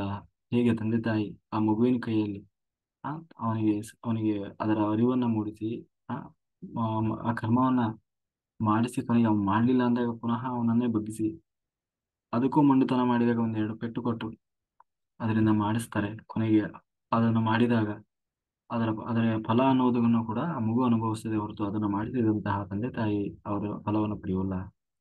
ಹಾಗೆ ಭಗವಂತನು ಕೂಡ ನಮ್ಮಿಂದ ಮಾಡಿಸ್ತಾನೆ, ಆದರೆ ಅವನಿಗೆ ಫಲ ಇನ್ನೂ ಕರ್ಮ ಅನ್ನುವುದಿಲ್ಲ. ಹಾಗಾಗಿ ಇನ್ನು ನಾವು ಮುಂದೆ ಹೇಳುವುದಾದರೆ, ಹಾಗಾದ್ರೆ ಇಲ್ಲಿ ದೇವರು ಆಯ್ತು, ಈಗ ಕರ್ಮ ಮಾಡಿಸ್ತಾನೆ, ಅದರಿಂದ ನಮಗೆ ಕರ್ಮ ಬರೋಲ್ಲ ಅನ್ನೋದಾಯ್ತು. ಇನ್ನು ಇಲ್ಲಿ ಪ್ರಶ್ನೆ ಬಂದಿದ್ದು ನಮ್ದೇನು ಅಂತಂದ್ರೆ, ಈ ಒಳ್ಳೆ ಕೆಲಸನೇ ಮಾಡಿಸ್ಬೇಕಪ್ಪ, ಯಾಕೆ ಕೆಟ್ಟ ಕೆಲಸ ಮಾಡಿಸ್ತಾನೆ? ಅಥವಾ ಕೆಟ್ಟ ಕೆಲಸ ಅಥವಾ ನಮ್ಮ ಉದ್ಧಾರಕ್ಕೆ ಅಲ್ಲದ ಕೆಲಸ, ಈ ತರ ಎಲ್ಲ ಕೆಲವೊಂದು ಇವತ್ತು ನಾವು ನೋಡ್ತಾ ಇರ್ತೀವಿ, ಯಾರೇ ಏನೇನೋ ಮಾಡ್ತಾ ಇರ್ತೀವಿ.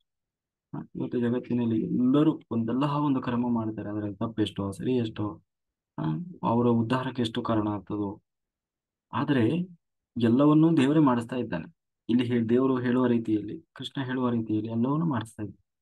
ಆದ್ರೆ ದೇವರು ಹಾಗೆ ಯಾಕೆ ಮಾಡಿಸ್ತಾನೆ ಅನ್ನುವ ಪ್ರಶ್ನೆ, ಆ ಪ್ರಶ್ನೆಗೆ ಉತ್ತರ ಕೆಲವೊಂದು ಉದಾಹರಣೆ ಸಮೇತ ನಾವು ಹೇಳೋಣ. ಏನಂದ್ರೆ, ಉದಾಹರಣೆಗೆ ಒಬ್ಬ ಸ್ಕೂಲು, ಒಂದು ಕಾಲೇಜ್ ತಗೊಳ್ಳಿ. ಇಷ್ಟೊತ್ತವರೆಗೂ ಸಣ್ಣ ಮಕ್ಕಳು ಇದ್ದಾರೆ, ಈಗ ದೊಡ್ಡವರ ವಿಷಯನ ತಗೊಳ್ಳಿ. ಆಯ್ತಾ, ಒಂದು ದೊಡ್ಡ ಕಾಲೇಜ್ ಇದೆ. ಕಾಲೇಜಲ್ಲಿ ಏನ್ ಮಾಡ್ತಾರೆ, ನೂರಾರು ಜನ ವಿದ್ಯಾರ್ಥಿಗಳು ಕುಳಿತುಕೊಂಡಿರ್ತಾರೆ. ನೂರಾರು ಜನ ವಿದ್ಯಾರ್ಥಿಗಳು ಕುತ್ಕೊಂಡಿರ್ತಾರೆ. ಎಲ್ಲರಿಗೂ ಸೇರಿಸಿ ಆ ಏನಂತೀವಿ, ಲೆಕ್ಚರು ಪಾಠ ಹೇಳ್ಕೊಡ್ತಾರೆ. ಒಂದು ತಾಸು ಪಾಠ ಹೇಳಿದ್ರು. ಆಯ್ತಾ, ಅದರಲ್ಲಿ ಪಾಠ ಹೇಳುವಾಗ ಏನಾದ್ರು ಭೇದ ಮಾಡಿದ್ರಾ? ಮುಂದಿನ ಬೆಂಚಿನವರಿಗೆ ಒಂದು, ಅಥವಾ ಆ ಕಡೆ ಪಕ್ಕದ ಕೂತ್ಕೊಂಡಿರೋ ಹೆಣ್ಮಕ್ಳಿಗೆ ಒಂದು ಪಾಠ, ಈ ಕಡೆ ಇರೋರಿಗೆ ಗಂಡು ಮಕ್ಕಳಿಗೆ ಒಂದು ಪಾಠ, ಈ ತರ ಏನಾದ್ರು ಹೇಳಿದ್ರೆ? ಇಲ್ಲ.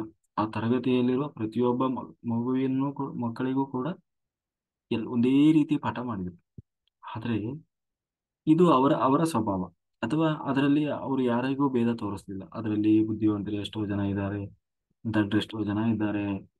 ಅಲ್ಲ, ಎಲ್ಲರೂ ಒಂದೇ ಸಮಾನ ಇಲ್ಲ. ಒಬ್ಬೊಬ್ರು ಒಂದೊಂದು ರೀತಿ, ಯಾಕೆ ಅದು ನಮಗೆ ಗೊತ್ತಿರೋದು ಅಲ್ವಾ. ಪ್ರತಿಯೊಬ್ಬ ವಿದ್ಯಾರ್ಥಿಯು ತನ್ನದೇ ಆದ ಏನಂದ್ರೆ ಸಾಮರ್ಥ್ಯವನ್ನು ಹೊಂದಿರ್ತಾರೆ. ಆದ್ರೆ ಪಾಠ ಮಾಡಿದ ಮೇಷ್ಟ್ರು ಮಾತ್ರ ಒಬ್ರೆ, ಅದು ಎಲ್ಲರಿಗೂ ಒಂದೇ ರೀತಿ. ಆದ್ರೆ ಒಬ್ಬ ಪಾಠವನ್ನ ಬಹುಬೇಗ ಅರ್ಥ ಮಾಡ್ಕೊಂಡ, ಆದ್ರೆ ಅದು ಇನ್ನೂ ತಲೆಗೆ ಹೋಗ್ಲಿಲ್ಲ, ಒದ್ದಾಡ್ತಾ ಇದ್ದಾನೆ. ಇನ್ನೊಬ್ಬ ಅದು ಇನ್ನೇನೋ ಅಪಾರ್ಥ ಮಾಡ್ಕೊಂಡ್ಬಿಟ್ಟ, ಅವ್ರೇನೋ ಒಂದು ಹೇಳಿದ್ರೆ ಅವನೇನೋ ತಿಳ್ಕೊಂಡ್ಬಿಟ್ಟ. ಅಂದ್ರೆ ಎಲ್ಲರೂ ಅವರವರ ಯೋಗ್ಯತೆಗೆ ತಕ್ಕ ಹಾಗೆ ಅದನ್ನ ಕ್ಯಾಚ್ ಮಾಡಿದ್ರು. ಇದು ಉಪಾಧ್ಯಾಯರ ತಪ್ಪ ಇದು? ಅವರು ಅವರವರ ಯೋಗ್ಯತೆಗೆ ತಕ್ಕ ಹಾಗೆ ಅದನ್ನ ಕ್ಯಾಚ್ ಮಾಡಿದ್ರು, ಅಥವಾ ಅದನ್ನ ಅರ್ಥ ಮಾಡಿಕೊಂಡ್ರು. ಅದು ಅವರ ಸಮಸ್ಯೆಯೋ ಅಥವಾ ಉಪಾಧ್ಯಾಯರ ಸಮಸ್ಯೆಯೋ? ಅದು ಅಲ್ವಾ. ಇ- ಇದು ಅವರು ಹೇಗೆ ಅರ್ಥ ಮಾಡ್ಕೊಂಡ್ರು ವಿದ್ಯಾರ್ಥಿಗಳು ಅಂತಂದ್ರೆ, ಇಲ್ಲಿ ವಿದ್ಯಾರ್ಥಿಗಳ ಜಾಗದಲ್ಲಿ ಯಾರು ಇರ್ಬೇಕು? ಜೀವರು ಇರ್ಬೇಕು, ಅಂದ್ರೆ ನಾವು ಆತ್ಮ. ಉಪಾಧ್ಯಾಯರ ಜಾಗದಲ್ಲಿ ಯಾರು? ಭಗವಂತ ಇರಬೇಕು. ಹಾಗಾದ್ರೆ ಇಲ್ಲಿ ವಿದ್ಯಾರ್ಥಿಗಳು ಯಾಕೆ ಹಾಗೆ ಅರ್ಥ ಮಾಡ್ಕೊಂಡ್ರು? ಒಬ್ಬರಿಗೆ ಚೆನ್ನಾಗಿ ಅರ್ಥ ಆಯ್ತು, ಒಬ್ಬರಿಗೆ ಅರ್ಧ ಮುರ್ಧ ಅರ್ಥ ಆಯ್ತು, ಒಬ್ಬರಿಗೆ ತಲೆಗೆ ಹೋಗ್ಲಿಲ್ಲ, ಒಬ್ಬವನಂತೂ ಇನ್ನೇನೋ ಅಪಾರ್ಥನೆ ಮಾಡ್ಕೊಂಡ್ಬಿಟ್ಟ. ಅವ್ರು ಏನ್ ಹೇಳಿದ್ರೆ ಅವನು ಏನೋ ಬಿ ತಿಳ್ಕೊಂಡ. ಇದು ಯಾಕೆ ಹಾಗೆ ಅವ್ರು ಮಾಡಿದ್ರು ಅಂತಂದ್ರೆ, ಅದಕ್ಕೆ ಇಲ್ಲಿ ಹೇಳ್ತಾ ಇದ್ದಾರೆ, ಅದು ಅವರ ಸ್ವಭಾವ. ವಿದ್ಯಾರ್ಥಿಯ ಸ್ವಭಾವಕ್ಕೆ ಸಂಬಂಧಪಟ್ಟ ವಿಚಾರ. ಆ ಸ್ವಭಾವಸ್ತು ಪ್ರವರ್ತತೆ ಅಂತ ಹೇಳ್ತಾನೆ ಕೃಷ್ಣ. ಏನಂದ್ರೆ ಅದು ಅಪೂರ್ವವಾದ, ಅಂದ್ರೆ ಹಿಂದೆ ಹೇಳಿದಂತೆ ಈ ಜೀವ ಅನಾದಿ ನಿತ್ಯ, ಅದನ್ನ ಭಗವಂತ ಸೃಷ್ಟಿ ಮಾಡಿಲ್ಲ. ಓಕೆ, ಜೀವ ಅನ್ನೋನು ಅನಾದಿ ನಿತ್ಯ ಆಗಿದ್ದಾನೆ. ಹೇಗೆ ಭಗವಂತನಿಗೆ ಸೃಷ್ಟಿ ಅನ್ನೋದಿಲ್ಲವೋ, ಭಗವಂತನನ್ನ ಯಾರೋ ಸೃಷ್ಟಿ ಮಾಡಿಲ್ಲವೋ, ಹಾಗೆ ಜೀವನನ್ನು ಕೂಡ ಯಾರೋ ಸೃಷ್ಟಿ ಮಾಡಿಲ್ಲ. ಜೀವನನ್ನು ಕೂಡ ಯಾರೋ ಸೃಷ್ಟಿ ಮಾಡಿಲ್ಲ. ಹೇಗೆ ದೇವರು ಅನಾದಿ ನಿತ್ಯನೋ, ಹಾಗೆ ಜೀವನು ಕೂಡ ಅನಾದಿ ನಿತ್ಯ. ಅನಾದಿ ನಿತ್ಯವಾದಂತಹ ಜೀವನಿಗೆ ಅನಾದಿ ನಿತ್ಯವಾದಂತಹ ತನ್ನದೇ ಆದ, ಎಂದೂ ಬದಲಾಯಿಸಲಾಗದ ಅಸಾಧಾರಣವಾದ ಸ್ವಭಾವವಿದೆ. ಆ ಸ್ವಭಾವದಂತೆ ಪ್ರತಿಯೊಂದು ಜೀವಿಯೂ ಕೂಡ ನಡೆದುಕೊಳ್ಳುತ್ತದೆ. ಅದು ಭಗವಂತನ ಸಮಸ್ಯೆ ಅಲ್ಲ, ಅದು ದೇವರ ಸಮಸ್ಯೆ ಅಲ್ಲ. ಅದನ್ನ ದೇವರು ಹೆಂಗೆ ಬದಲಾಯಿಸ್ತಾನೆ? ದೇವರು ಏನಾದರೂ ಸೃಷ್ಟಿ ಮಾಡಿದ್ದಾರೆ ಜೀವನನ್ನ, ಅದು ಅವನಿಗೆ ಅವನದೇ ಆದ ಸ್ವಭಾವವನ್ನು ಕೊಟ್ಟು ಸೃಷ್ಟಿ ಮಾಡಬಹುದಿತ್ತು. ಜೀವನನ್ನ ಸೃಷ್ಟಿ ಮಾಡಿದ್ದು ದೇವರಲ್ಲ, ಭಗವಂತನಲ್ಲ. ಯಾಕಂದ್ರೆ ಭಗವಂತನೇ ಹೇಳ್ತಾ ಇದ್ದಾನೆ, ನನಗೆ ಹೇಗೆ ಆದಿ ಅನ್ನೋದಿಲ್ಲವೋ ಜೀವನಿಗೂ ಆದಿ ಇಲ್ಲ, ನನಗೆ ಹೇಗೆ ಅಂತ್ಯ ಅನ್ನೋದಿಲ್ಲವೋ ಹಾಗೆ ಜೀವನಿಗೂ ಅಂತ್ಯ ಇಲ್ಲ ಅಂತ ಹೇಳಿ. ಹಾಗಾಗಿ ನಾನು ಜೀವನನ ಸೃಷ್ಟಿ ಮಾಡಿಲ್ಲ, ಅವನು ನನಗಿಂತಲೂ ಮುಂಚೆ ಇದ್ದಾನೆ. ಆದರೆ ಒಂದೇ ಒಂದು ವ್ಯತ್ಯಾಸ ಏನು ಅಂದ್ರೆ, ನಾನು ಸ್ವತಂತ್ರನಾಗಿದ್ದೇನೆ. ನಾನು ಏನಂದ್ರೆ ಅಪರಿಮಿತವಾದ ಶಕ್ತಿಯನ್ನ ಹೊಂದಿದ್ದೇನೆ. ಆದರೆ ಆ ಜೀವ ಅಸ್ವತಂತ್ರನಾಗಿದ್ದಾನೆ, ಅವನಿಗೆ ಅಂತಹ ಶಕ್ತಿ ಇಲ್ಲ.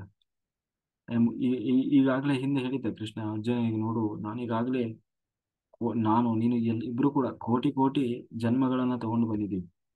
ಆ, ಅನಾದಿ ಕಾಲದಿಂದಲೂ ಒಂದಲ್ಲ ಒಂದು ಜನ್ಮ ತಗೊಂಡು ಬಂದಿದ್ದೀವಿ. ಆದ್ರೆ ನನಗೂ ನಿನಗೂ ಇರುವ ವ್ಯತ್ಯಾಸ ಏನು ಗೊತ್ತಾ? ನನಗೂ ನಿನಗೂ ಅಂತ ಯಾರಿಗೆ ಹೇಳ್ತಾ ಇದ್ದಾನೆ ಅಂತಂದ್ರೆ ಎಲ್ಲಾ ಜೀವರನ್ನ ಸೇರಿಸಿ. ಅಲ್ಲಿ ಕೃಷ್ಣ ಹೇಳ್ತಾನೆ ಏನಂದ್ರೆ, ಈಗ ನಾನು ಎಷ್ಟೋ ಜನ್ಮಗಳನ್ನ ಎತ್ತಿ ಬಂದಿದ್ದೀನಲ್ಲ, ಆ ಎಲ್ಲಾ ಜ್ಞಾನ ನನಗಿದೆ. ಯಾವ ಜನ್ಮದಲ್ಲಿ ಏನು ಎತ್ತಿ ಬಂದೆ, ಈ ಒಂದೊಂದು ಸೆಕೆಂಡ್ ಎಲ್ಲೆಲ್ಲಿ ಏನೇನು ಮಾಡಿದೆ, ಎಲ್ಲಾ ಜ್ಞಾನವೂ ನನಗಿದೆ. ಅಷ್ಟೇ ಅಲ್ಲ, ಇಲ್ಲಿ ಅಸಂಖ್ಯಾತವಾದ ಜೀವರಾಶಿಗಳಿದ್ದಾವಲ್ಲ, ಆ ಆ ಪ್ರತಿಯೊಂದು ಜೀವರಾಶಿಗಳು ಕೂಡ ಈಗಾಗಲೇ ಕೋಟಿ ಕೋಟಿ ಜನ್ಮಗಳನ್ನ, ಒಂದೊಂದು ಜೀವರಾಶಿ ಕೋಟಿ ಕೋಟಿ ಲಕ್ಷ ಲಕ್ಷ ಯೋನಿಗಳಲ್ಲಿ ಬಂದಿದ್ದಾರೆ. ಅವರ ಎಲ್ಲರ ಏನಂತೀವಿ ಕರ್ಮ ಕೂಡ ನನಗೆ ಗೊತ್ತಿದೆ. ಯಾರ್ಯಾರು ಎಲ್ಲೆಲ್ಲಿ ಯಾವ್ಯಾವಾಗ ಯಾವ ಜನ್ಮದಲ್ಲಿ ಏನು ಮಾಡಿದ್ರು, ಯಾರಿಗೆ ಏನು ಮಾಡಿದ್ರು, ಆ ಪ್ರತಿಯೊಂದು ವಿಷಯವೂ ಕೂಡ ನನಗೆ ಗೊತ್ತಿದೆ. ಆದರೆ ಅವರಿಗೆ ಅವರದ್ದೇ ವಿಷಯ ಗೊತ್ತಿಲ್ಲ. ಆದರೆ ನನಗೆ ನನ್ನ ಸಂಪೂರ್ಣ ಜ್ಞಾನವೂ ಇದೆ. ಜೊತೆಗೆ ಪ್ರತಿಯೊಂದು ಜೀವರಾಶಿಯ ಸಂಪೂರ್ಣ ಜ್ಞಾನ ನನಗಿದೆ. ಹಾಗಾಗಿ ಅಂತ ಹೇಳಿ, ಯಾಕೆಂದ್ರೆ ನಾವು ಇಲ್ಲಿ ಯದಾ ಯದಾ ಹಿ ಧರ್ಮಸ್ಯ ಗ್ಲಾನಿರ್ಭವತಿ ಭಾರತ ಅಂತ ಹೇಳಿ ಅಲ್ಲಿ ನೋಡುವಾಗ ದೇವರು ಹೀಗೆ ಹೇಳಿದ. ಹಾಗಾಗಿ ಈಗ ಮುಂದೆ ಏನ್ ಹೇಳಿದ್ವಿ, ಇಲ್ಲಿ ಪಾಠ ಮಾಡಿದ್ರಲ್ವಾ? ಹಂಗಾದ್ರೆ ಆ ಜೀವನನ್ನ ದೇವರು ಸೃಷ್ಟಿ ಮಾಡಿದ್ವಿ. ಅನಾದಿ ನಿತ್ಯನಾಗಿದ್ದಾನೆ ಜೀವ. ಅನಾದಿ ನಿತ್ಯನಾದಂತಹ ಜೀವನಿಗೆ ಅನಾದಿ ನಿತ್ಯವಾದಂತಹ ಒಂದು ಅವನದೇ ಆದ ಸ್ವಭಾವ ಇದೆ. ಅಂದ್ರೆ ಪ್ರತಿಯೊಂದು ಜೀವ, ಕೋಟಿ ಕೋಟಿ ಜೀವರಾಶಿಗಳಿದ್ದರೆ, ಆ ಜೀವ ಇದ್ದರೆ ಆ ಕೋಟಿ ಕೋಟಿ ಜೀವರಾಶಿಗಳಿಗೆ ಕೋಟಿ ಕೋಟಿ ಅವರದೇ ಆದ ಸ್ವಭಾವ ಇದೆ. ಒಂದಿದ್ದ ಹಾಗೆ ಇನ್ನೊಂದಿಲ್ಲ. ಒಂದು ಇದ್ದ ಅಂದ್ರೆ ಅವರವರ ಸ್ವಭಾವಕ್ಕೆ ಅನುಗುಣವಾಗಿ ಅವರು ವರ್ತನೆಯನ್ನು ಮಾಡ್ತಾರೆ. ಆ, ಅದು ದೇವರ ಸಮಸ್ಯೆ ಅಲ್ಲ, ಅದರ ಮೂಲದ ಸಮಸ್ಯೆ. ಹಾಗಾಗಿ ಇಲ್ಲಿ ಮುಂದೆ ಇನ್ನೂ ಅರ್ಥ ಆಗುವಾಗ ಹೇಳೋದಾದ್ರೆ, ಇದನ್ನ ದೇವ್ರ ಹೆಂಗೆ ಅದು ದೇವ್ರ ಸಮಸ್ಯೆ, ದೇವ್ರು ಇದು ಮಾಡ್ಲಿಕ್ಕೆ ಆಗೋಲ್ಲ ಅನ್ನೋದಾದ್ರೆ, ಜೀವ ಸ್ವಭಾವದಂತೆ ಜೀವ ನಡೆದುಕೊಳ್ತಾನೆ ಅನ್ನೋದರ ಅರ್ಥ. ಇದನ್ನ ನಾವು ಪ್ರಾಕ್ಟಿಕಲ್ ಆಗಿ ನೋಡೋಣ. ಏನು ಅಂತಂದ್ರೆ, ಉದಾಹರಣೆಗೆ ಒಂದು ಭತ್ತ ಅಂತೀವಿ. ಭತ್ತನ ಬೇಡ, ಒಂದು ಏನಾದ್ರು ಹಣ್ಣು, ಒಂದು ಮಾವಿನ ಗಿಡ, ಆಯ್ತಾ? ಮಾವಿನ ಗಿಡ, ನಾವು ಬೀಜ ಹಾಕ್ತೀವಿ. ಮಾವಿನ ಬೀಜ ಇದೆ. ಅದನ್ನು ನಾವು ಹೋಗಿ ಇಲ್ಲಿ ದೇವರ ಜಾಗದಲ್ಲಿ ನಾವು ಅಂತ ತಿಳ್ಕೊಳ್ಳಿ. ಮಾವಿನ ಬೀಜದ ಜಾಗದಲ್ಲಿ ಆತ್ಮ, ಜೀವರು.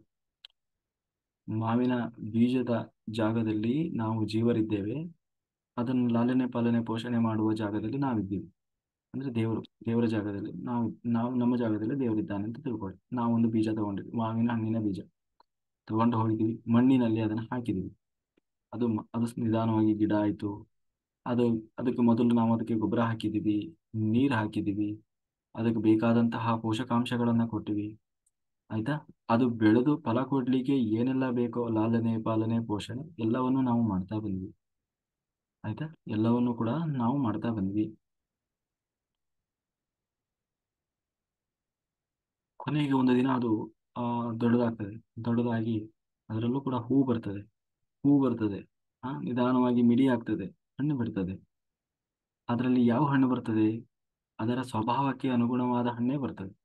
ಮಾವಿನ ಬೀಜ ಹಾಕಿದ್ದೀವಿ, ಮಾವಿನ ಹಣ್ಣೇ ಬರ್ತದೆ. ಅದರಲ್ಲಿ ಹಲಸಿನ ಹಣ್ಣು ಬರ್ಲಿಕ್ಕೆ ಸಾಧ್ಯವೇ ಇಲ್ಲ. ಯಾಕೆಂದ್ರೆ ಅದು ಅದರ ಸ್ವಭಾವ.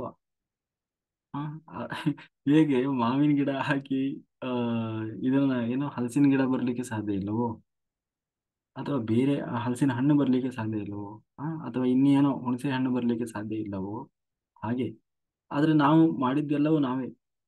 ಈಗ ಇನ್ನೂ ಉದಾಹರಣೆ ಹೇಳೋದಾದ್ರೆ, ಇಲ್ಲಿ ದೇವರು ಏನು ಹೇಳ್ತಾರೆ, ದೇವರು ಇಷ್ಟೆಲ್ಲ ಮಾಡಿದೆ. ನಾವು ಹೆಂಗೆ ಅದಕ್ಕೆ ಲಾಲನೆ ಪಾಲನೆ ಪೋಷಣೆ ಮಾಡಿದೀವೋ ಆ ಬೀಜಕ್ಕೆ, ಅದು ಹಣ್ಣು ಬಿಡುವವರೆಗೆ. ಆದ್ರೆ ಕೊನೆಗೆ ಅದು ಹಣ್ಣು ಬಿಟ್ಟಿದ್ ಮಾತ್ರ ಅದರ ಸ್ವಭಾವಕ್ಕೆ ಅನುಗುಣವಾಗಿ. ಅಥವಾ ನಿಮಗೆ ಇನ್ನೂ ಒಂದು ಅರ್ಥ ಹೇಳುವುದಾದ್ರೆ, ಹ್ಮ್ ಒಂದು ತೋಟ ಇದೆ, ಒಂದು ದೊಡ್ಡ ತೋಟ. ಅದರಲ್ಲಿ ಎಲ್ಲಾ ತರದ ಬೀಜಗಳನ್ನು ಹಾಕಿದ್ದೀವಿ. ಮಾವಿನ ಬೀಜ ಹಾಕಿದ್ದೀವಿ, ಹುಣಸೆ ಬೀಜ ಹಾಕಿದ್ದೀವಿ, ಸಪೋಟ ಹಾಕಿದ್ದೀವಿ, ಕಿತ್ತಳೆ ಹಾಕಿದ್ದೀವಿ, ದ್ರಾಕ್ಷಿ ಹಾಕಿದ್ದೀವಿ, ಎಲ್ಲ ಹಾಕಿದ್ದೀವಿ. ಎಲ್ಲದಕ್ಕೂ ಸಮಾನವಾಗಿ ನಾವು ಲಾಲನೆ ಪಾಲನೆ ಪೋಷಣೆ ಮಾಡ್ತಾ ಇದ್ದೀವಿ. ಎಲ್ಲದಕ್ಕೂ ನೀರು ಬಿಡ್ತಾ ಇದ್ದೀವಿ, ಎಲ್ಲದಕ್ಕೂ ಗೊಬ್ಬರ ಹಾಕ್ತಾ ಇದ್ದೀವಿ, ಆಯ್ತಾ? ಎಲ್ಲದಕ್ಕೂ ಕಳೆ ತೆಗಿತಾ ಇದ್ದೀವಿ, ಎಲ್ಲದಕ್ಕೂ ಏನು ಮಾಡ್ತಾ ಇದ್ದೀವೋ ಅದನ್ನೇ ಮಾಡ್ತಾ ಇದ್ದೀವಿ. ಆದ್ರೆ ಎಲ್ಲವೂ ಕೂಡ ಫಲ ಕೊಡುವುದು ಹೇಗೆ? ಅವುಗಳ ಸ್ವಭಾವಕ್ಕೆ ಅನುಗುಣವಾಗಿ. ಮಾವಿನ ಬೀಜ ಇದ್ದಿದ್ದು ಮಾವಿನ ಹಣ್ಣು ಬಿಡ್ತದೆ. ಆ ಏನು ಹುಣಸೆ ಹಣ್ಣಿನ ಬೀಜ, ಹುಣಸೆ ಗಿಡ ಹುಳಿಯನ್ನೇ ಬಿಡುತ್ತೆ. ದ್ರಾಕ್ಷಿಯನ್ನ, ಕಿತ್ತಳೆಯನ್ನ, ನಿಂಬೆಹಣ್ಣನ್ನ, ಹಾಗೆ ಜೀವರು ಕೂಡ ಎಲ್ಲರಿಗೂ ಕೂಡ ದೇವರು ಎಲ್ಲವನ್ನೂ ಮಾಡಿಸಿದರೆ, ಆದರೆ ಆ ಜೀವನಿಗೆ ತನ್ನದೇ ಆದಂತಹ ಒಂದು ಸ್ವಭಾವವಿದೆ. ಆ ಸ್ವಭಾವಕ್ಕೆ ಅನುಗುಣವಾಗಿ ಅವನು ತಾನು ವರ್ತನೆಯನ್ನು ಮಾಡ್ತಾನೆ. ಹಾಗಾಗಿ ಆ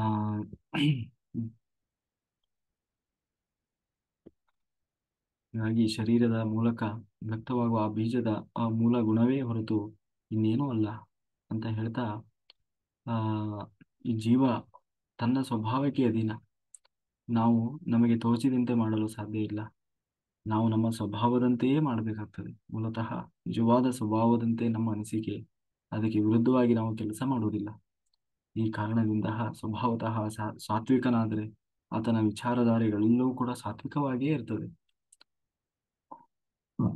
ರಾಜಸನಾಗಿದ್ದರೆ ರಾಜಸವಾಗಿ, ತಾಮಸನಾಗಿದ್ದರೆ ತಾಮಸದಾಗಿ, ಸ್ವಭಾವದ ಜೊತೆಗೆ ಅವನ ಜೀವ ಸ್ವಭಾವದ ಜೊತೆಗೆ ಅವನು ಬೆಳೀತಾ ಇರುವಂತಹ ಸಮಾಜದ ಪ್ರಭಾವ ಕೂಡ ಅದಕ್ಕೆ ಏನಂತೀವಿ, ಅನುಗುಣವಾಗಿರ್ತದೆ. ಆದ್ರೆ ಅದು ಒಂದೊಂದು ಜನ್ಮಕ್ಕೆ ಅಥವಾ ಒಂದಿಷ್ಟು ನಿರ್ದಿಷ್ಟ ಸಮಯದವರೆಗೂ ಕೂಡ ಅದರ ಪ್ರಭಾವ ಇರ್ಬೋದು. ಅಂದ್ರೆ ಎರಡು ಸೇರಿ ಒಬ್ಬ ವ್ಯಕ್ತಿಯ ವ್ಯಕ್ತಿತ್ವವನ್ನು ರೂಪಿಸ್ತದೆ. ಏನು ಅಂದ್ರೆ ಅವನು ಬೆಳೀತಾ ಇರುವಂತಹ ವಾತಾವರಣ, ಎನ್ವಿರಾನ್ಮೆಂಟ್, ಅವನ ಸುತ್ತಮುತ್ತಲಿನ ವಾತಾವರಣ ಜೊತೆಗೆ ಅವನ ಸ್ವಭಾವ. ಈಗ ಒಂದೇ ತಾಯಿಯಲ್ಲಿ 4-5 ಜನ 10 ಜನ ಮಕ್ಕಳು ಹುಡ್ತಾರೆ. ತಂದೆಯೂ ಅವರೇ, ತಾಯಿಯೂ ಅವರೇ, ಅವರಲ್ಲಿರೋ DNA ಅದೇ, ದಿನ ತಿಂತಾ ಇರುವ ಅನ್ನವೂ ಅದೇ, ಎಲ್ಲವೂ ಅದೇ. ಆದ್ರೆ ಒಬ್ಬ ಏನು ಮಗ ಇದ್ದ ಹಾಗೆ ಇನ್ನೊಬ್ಬ ಮಗ ಇರೋದು, ಒಬ್ಬ ಮಗಳಿದ್ದ ಹಾಗೆ ಇನ್ನು 10 ಜನ 10 ರೀತಿ ಇರ್ತಾರೆ. ಆದ್ರೆ ಎಲ್ಲರಿಗೂ ಎಲ್ಲದರ ಮೂಲ ಒಂದೇ. ಆದ್ರೆ ಅವರ ಸ್ವಭಾವ ಮಾತ್ರ ವಿಚಿತ್ರ, ಒಬ್ರಿಗಿಂತ ಒಬ್ರಿದೆ. ಕಾರಣ ಏನು? ಆದ್ರೆ ಅದು ಅವರ ಸ್ವಭಾವ. ಜೊತೆಗೆ ಕೆಲವೊಂದು ವಿಷಯದಲ್ಲಿ ಎಲ್ಲರೂ ಒಂದೇ ತರ ಇರ್ತಾರೆ. ಕೆಲವೊಂದು ವಿಷಯದಲ್ಲಿ ಯಾವುದಕ್ಕೆ ಕಾರಣ? ಅದಕ್ಕೆ ಅವರ ಮನೆಯ ವಾತಾವರಣ ಕಾರಣ, ಪ್ರಭಾವ ಕಾರಣ, ಅವರ ತಂದೆ ತಾಯಿ ಅವರಿಗೆ ಕೊಡುವ ಸಂಸ್ಕಾರ ಕಾರಣ. ಹಾಗೆ ಎರಡು ಮಿಕ್ಸ್ ಆಗಿ ಒಬ್ಬ ವ್ಯಕ್ತಿಯ ವ್ಯಕ್ತಿತ್ವ ರೂಪುಗೊಳ್ಳುತ್ತದೆ. ಹಾಗಾಗಿ ಜೀವಕ್ಕೆ ಅನಾದಿ ನಿತ್ಯವಾಗಿ ಅಂಟಿದಂತಹ ಸ್ವಭಾವ ಇದೆ. ಅದು ಸಾತ್ವಿಕ, ರಾಜಸ, ತಾಮಸಗಳ ಸಮ್ಮಿಶ್ರಣ. ಅಂದ್ರೆ ಸಂಪೂರ್ಣವಾಗಿ ಸಾತ್ವಿಕ ಅಂತ ಹೇಳಿ ಯಾರಿಗೂ ಇರಲ್ಲ, ಸಂಪೂರ್ಣವಾಗಿ ರಾಜಸ ತಾಮಸ ಅಂತ ಯಾರಿಗೂ ಇರಲ್ಲ. ಆದ್ರೆ ಅದರ ಪ್ರಮಾಣ ಅನ್ನೋದು ಯಾವುದೋ ಒಂದು ಅತಿ ಹೆಚ್ಚು ಇರ್ತದೆ. ಉದಾಹರಣೆಗೆ 3 ಗುಣಗಳು ಎಲ್ಲರಲ್ಲೂ ಇರ್ತವೆ. ಆದ್ರೆ ಸಾತ್ವಿಕತೆ ಅನ್ನೋದು ಯಾರಲ್ಲಿ ಜಾಸ್ತಿ ಇರ್ತದೆ, 80% 90% ಇದ್ರೆ ಅವನು ಸಾತ್ವಿಕ. ಅವನಲ್ಲಿ ರಾಜಸ ತಾಮಸ ಅನ್ನೋದು ಇಲ್ಲವೇ ಇಲ್ಲ ಅಂತ ಏನಲ್ಲ, ಆದ್ರೆ ಅದರ ಪ್ರಭಾವ ಬಹಳ ಕಡಿಮೆ ಇರ್ತದೆ. ಇನ್ನು ರಾಜಸರು ಅಷ್ಟೇ, ತಾಮಸರು ಅಷ್ಟೇ. ಅಂದ್ರೆ ಸಾತ್ವಿಕ ಅಂತಂದ್ರೆ ಒಂದು ಶ್ರೇಷ್ಠ, ರಾಜಸ ಅಂದ್ರೆ ಮಧ್ಯಮ, ತಾಮಸ ಅಂದ್ರೆ ಕನಿಷ್ಠ, ಅಂದ್ರೆ ಬಹಳ ಕೆಟ್ಟ ಗುಣ ಅಂತ ಹೇಳಿ. ಹೀಗೆ 3 ವಿಧವಾದ ಜೀವಜಾತ ಅವರ ಸ್ವಭಾವಕ್ಕೆ ಅಧೀನವಾಗಿ ನಡೆದುಕೊಳ್ಳುತ್ತಾರೆಯೇ ಹೊರತು ತಾನು ಹೇಗೆ ಮಾಡಬೇಕು ಎಂದು ತೀರ್ಮಾನ ಮಾಡಿ ತನ್ನನ್ನು ರೂಪಿಸಿಕೊಳ್ಳುವ ಸ್ವಾತಂತ್ರ್ಯ ಅವನಿಗೆ ಇರೋದಿಲ್ಲ. ಇದರಲ್ಲಿ ಪಾಪ ದೇವರು ಎಂತ ಮಾಡ್ತಾನೆ ಅಲ್ವಾ? ಆ, ನಾನೇ ತಾನಾಗಿ ತನ್ನನ್ನು ಬಿತ್ತಿಕೊಳ್ಳುವ ಶಕ್ತಿಯೂ ಕೂಡ ಬೀಜಕ್ಕೆ ಇಲ್ಲ, ಹಾಗೆ ಜೀವನಿಗೂ ಇಲ್ಲ. ಹೇಗೆ ಒಂದು ಮಾವಿನ ಗಿಡ ತನ್ನಷ್ಟಕ್ಕೆ ತಾನೇ ತಗೊಂಡು ಹೋಗಿ ಅಥವಾ ಅದನ್ನ ಏನೋ ನಮ್ಮ ಮನೆಯಲ್ಲಿ ತಿಂದ ಮೇಲೆ ಹಾಗೆ ಒಂದು ಟೇಬಲ್ ಮೇಲೋ ಇಲ್ಲ ಇಟ್ಟರೆ ಅದು ತನ್ನಷ್ಟ ತಾನೇನೆ ಅದು ಏನಂತೀವಿ ಮೊಳಕೆಯಾಗಿ ಹೂ ಬಿಟ್ಟು ಕೈ ಬಿಟ್ಟು ಅಷ್ಟೆಲ್ಲ ಮಾಡುವ ಶಕ್ತಿ ಅದಕ್ಕಿಲ್ಲ. ಮತ್ತೆ ಅದಕ್ಕೆ ಬೇಕು ಅಂದ್ರೆ ಅದಕ್ಕೆ ಮಣ್ಣು ಬೇಕು, ಅದಕ್ಕೆ ನೀರು ಬೇಕು, ಅದಕ್ಕೆ ಗೊಬ್ಬರ ಬೇಕು. ಇಷ್ಟನ್ನೆಲ್ಲ ಕೊಟ್ಟರೆ ಮಾತ್ರ ಅದು ಪರಿಪಕ್ವವಾಗಿ ಬೆಳೀತದೆ. ಹಾಗೆ ಜೀವನಿಗೂ ಕೂಡ ತನ್ನದೇ ತಾನು ಇಲ್ಲಿ ತಾನಾಗೆ ಬಂದು ಜೀವ ತಗೊಂಡು ಎಲ್ಲ ಬೇಕಾಗಿದ್ದನ್ನೆಲ್ಲ ಪಡೆದು ಎಲ್ಲ ಕರ್ಮವನ್ನು ಮಾಡಿ ಹೋಗುವ ಸ್ವಾತಂತ್ರ್ಯ ಶಕ್ತಿ ಅವನಲ್ಲಿ ಇಲ್ಲ, ಜೀವನಲ್ಲಿ ಇಲ್ಲ. ಅದನ್ನು ಯಾರು ತುಂಬ್ತಾರೆ? ಹೇಗೆ ನಾವು ಒಂದು ಬೀಜಕ್ಕೆ ಎಲ್ಲವನ್ನ ಕೊಡ್ತೀವಿ, ಹಾಗೆ ದೇವರು ಎಲ್ಲವನ್ನು ಕೊಡ್ತಾನೆ. ತೋಟಗಾರನಂತೆ ಕೆಲಸ ಮಾಡ್ತಾನೆ. ಜೀವನನ್ನ ಇಲ್ಲಿ ಬಿತ್ತುತ್ತಾನೆ, ಬಿತ್ತಿ ಬೆಳೆಸ್ತಾನೆ. ಅದರಿಂದ ನಮ್ಮ ದೇಹ ಎನ್ನುವ ಮರವ ಬೆಳೀತದೆ. ಆದ್ರೆ ಅದು ಕಹಿನೋ ಹುಳಿನೋ ಸಿಹಿನೋ ಅದು ಅವನ ಆ ಜೀವನ ಸ್ವಭಾವಕ್ಕೆ ಅನುಗುಣವಾಗಿರ್ತದೆ ಹೊರತು ಅದಕ್ಕೆ ಭಗವಂತ ಏನ್ ಜವಾಬ್ದಾರನಾಗಲ್ಲ. ಆಯ್ತಾ? ಒಂದು ಬೇವಿನ ಗಿಡ ನೆಟ್ಟಿರಿ, ಅದಕ್ಕೆ ನೀರು ಹಾಕೋನು ಯಾವತ್ತೂ ಕಹಿ ನೀರನ್ನು ಹಾಕಿರೋಲ್ಲ. ಆಯ್ತಾ? ಅಥವಾ ಒಂದು ಮೆಣಸಿನ ಗಿಡ ನೆಡ್ತಾನೆ, ಖಾರವಾದ ನೀರನ್ನು ಯಾರು ಹಾಕಿರೋಲ್ಲ.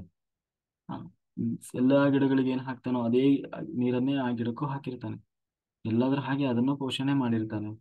ಆದರೆ ಅದರ ಸ್ವಭಾವ ಏನು? ಖಾರ ಬಿಡೋದು.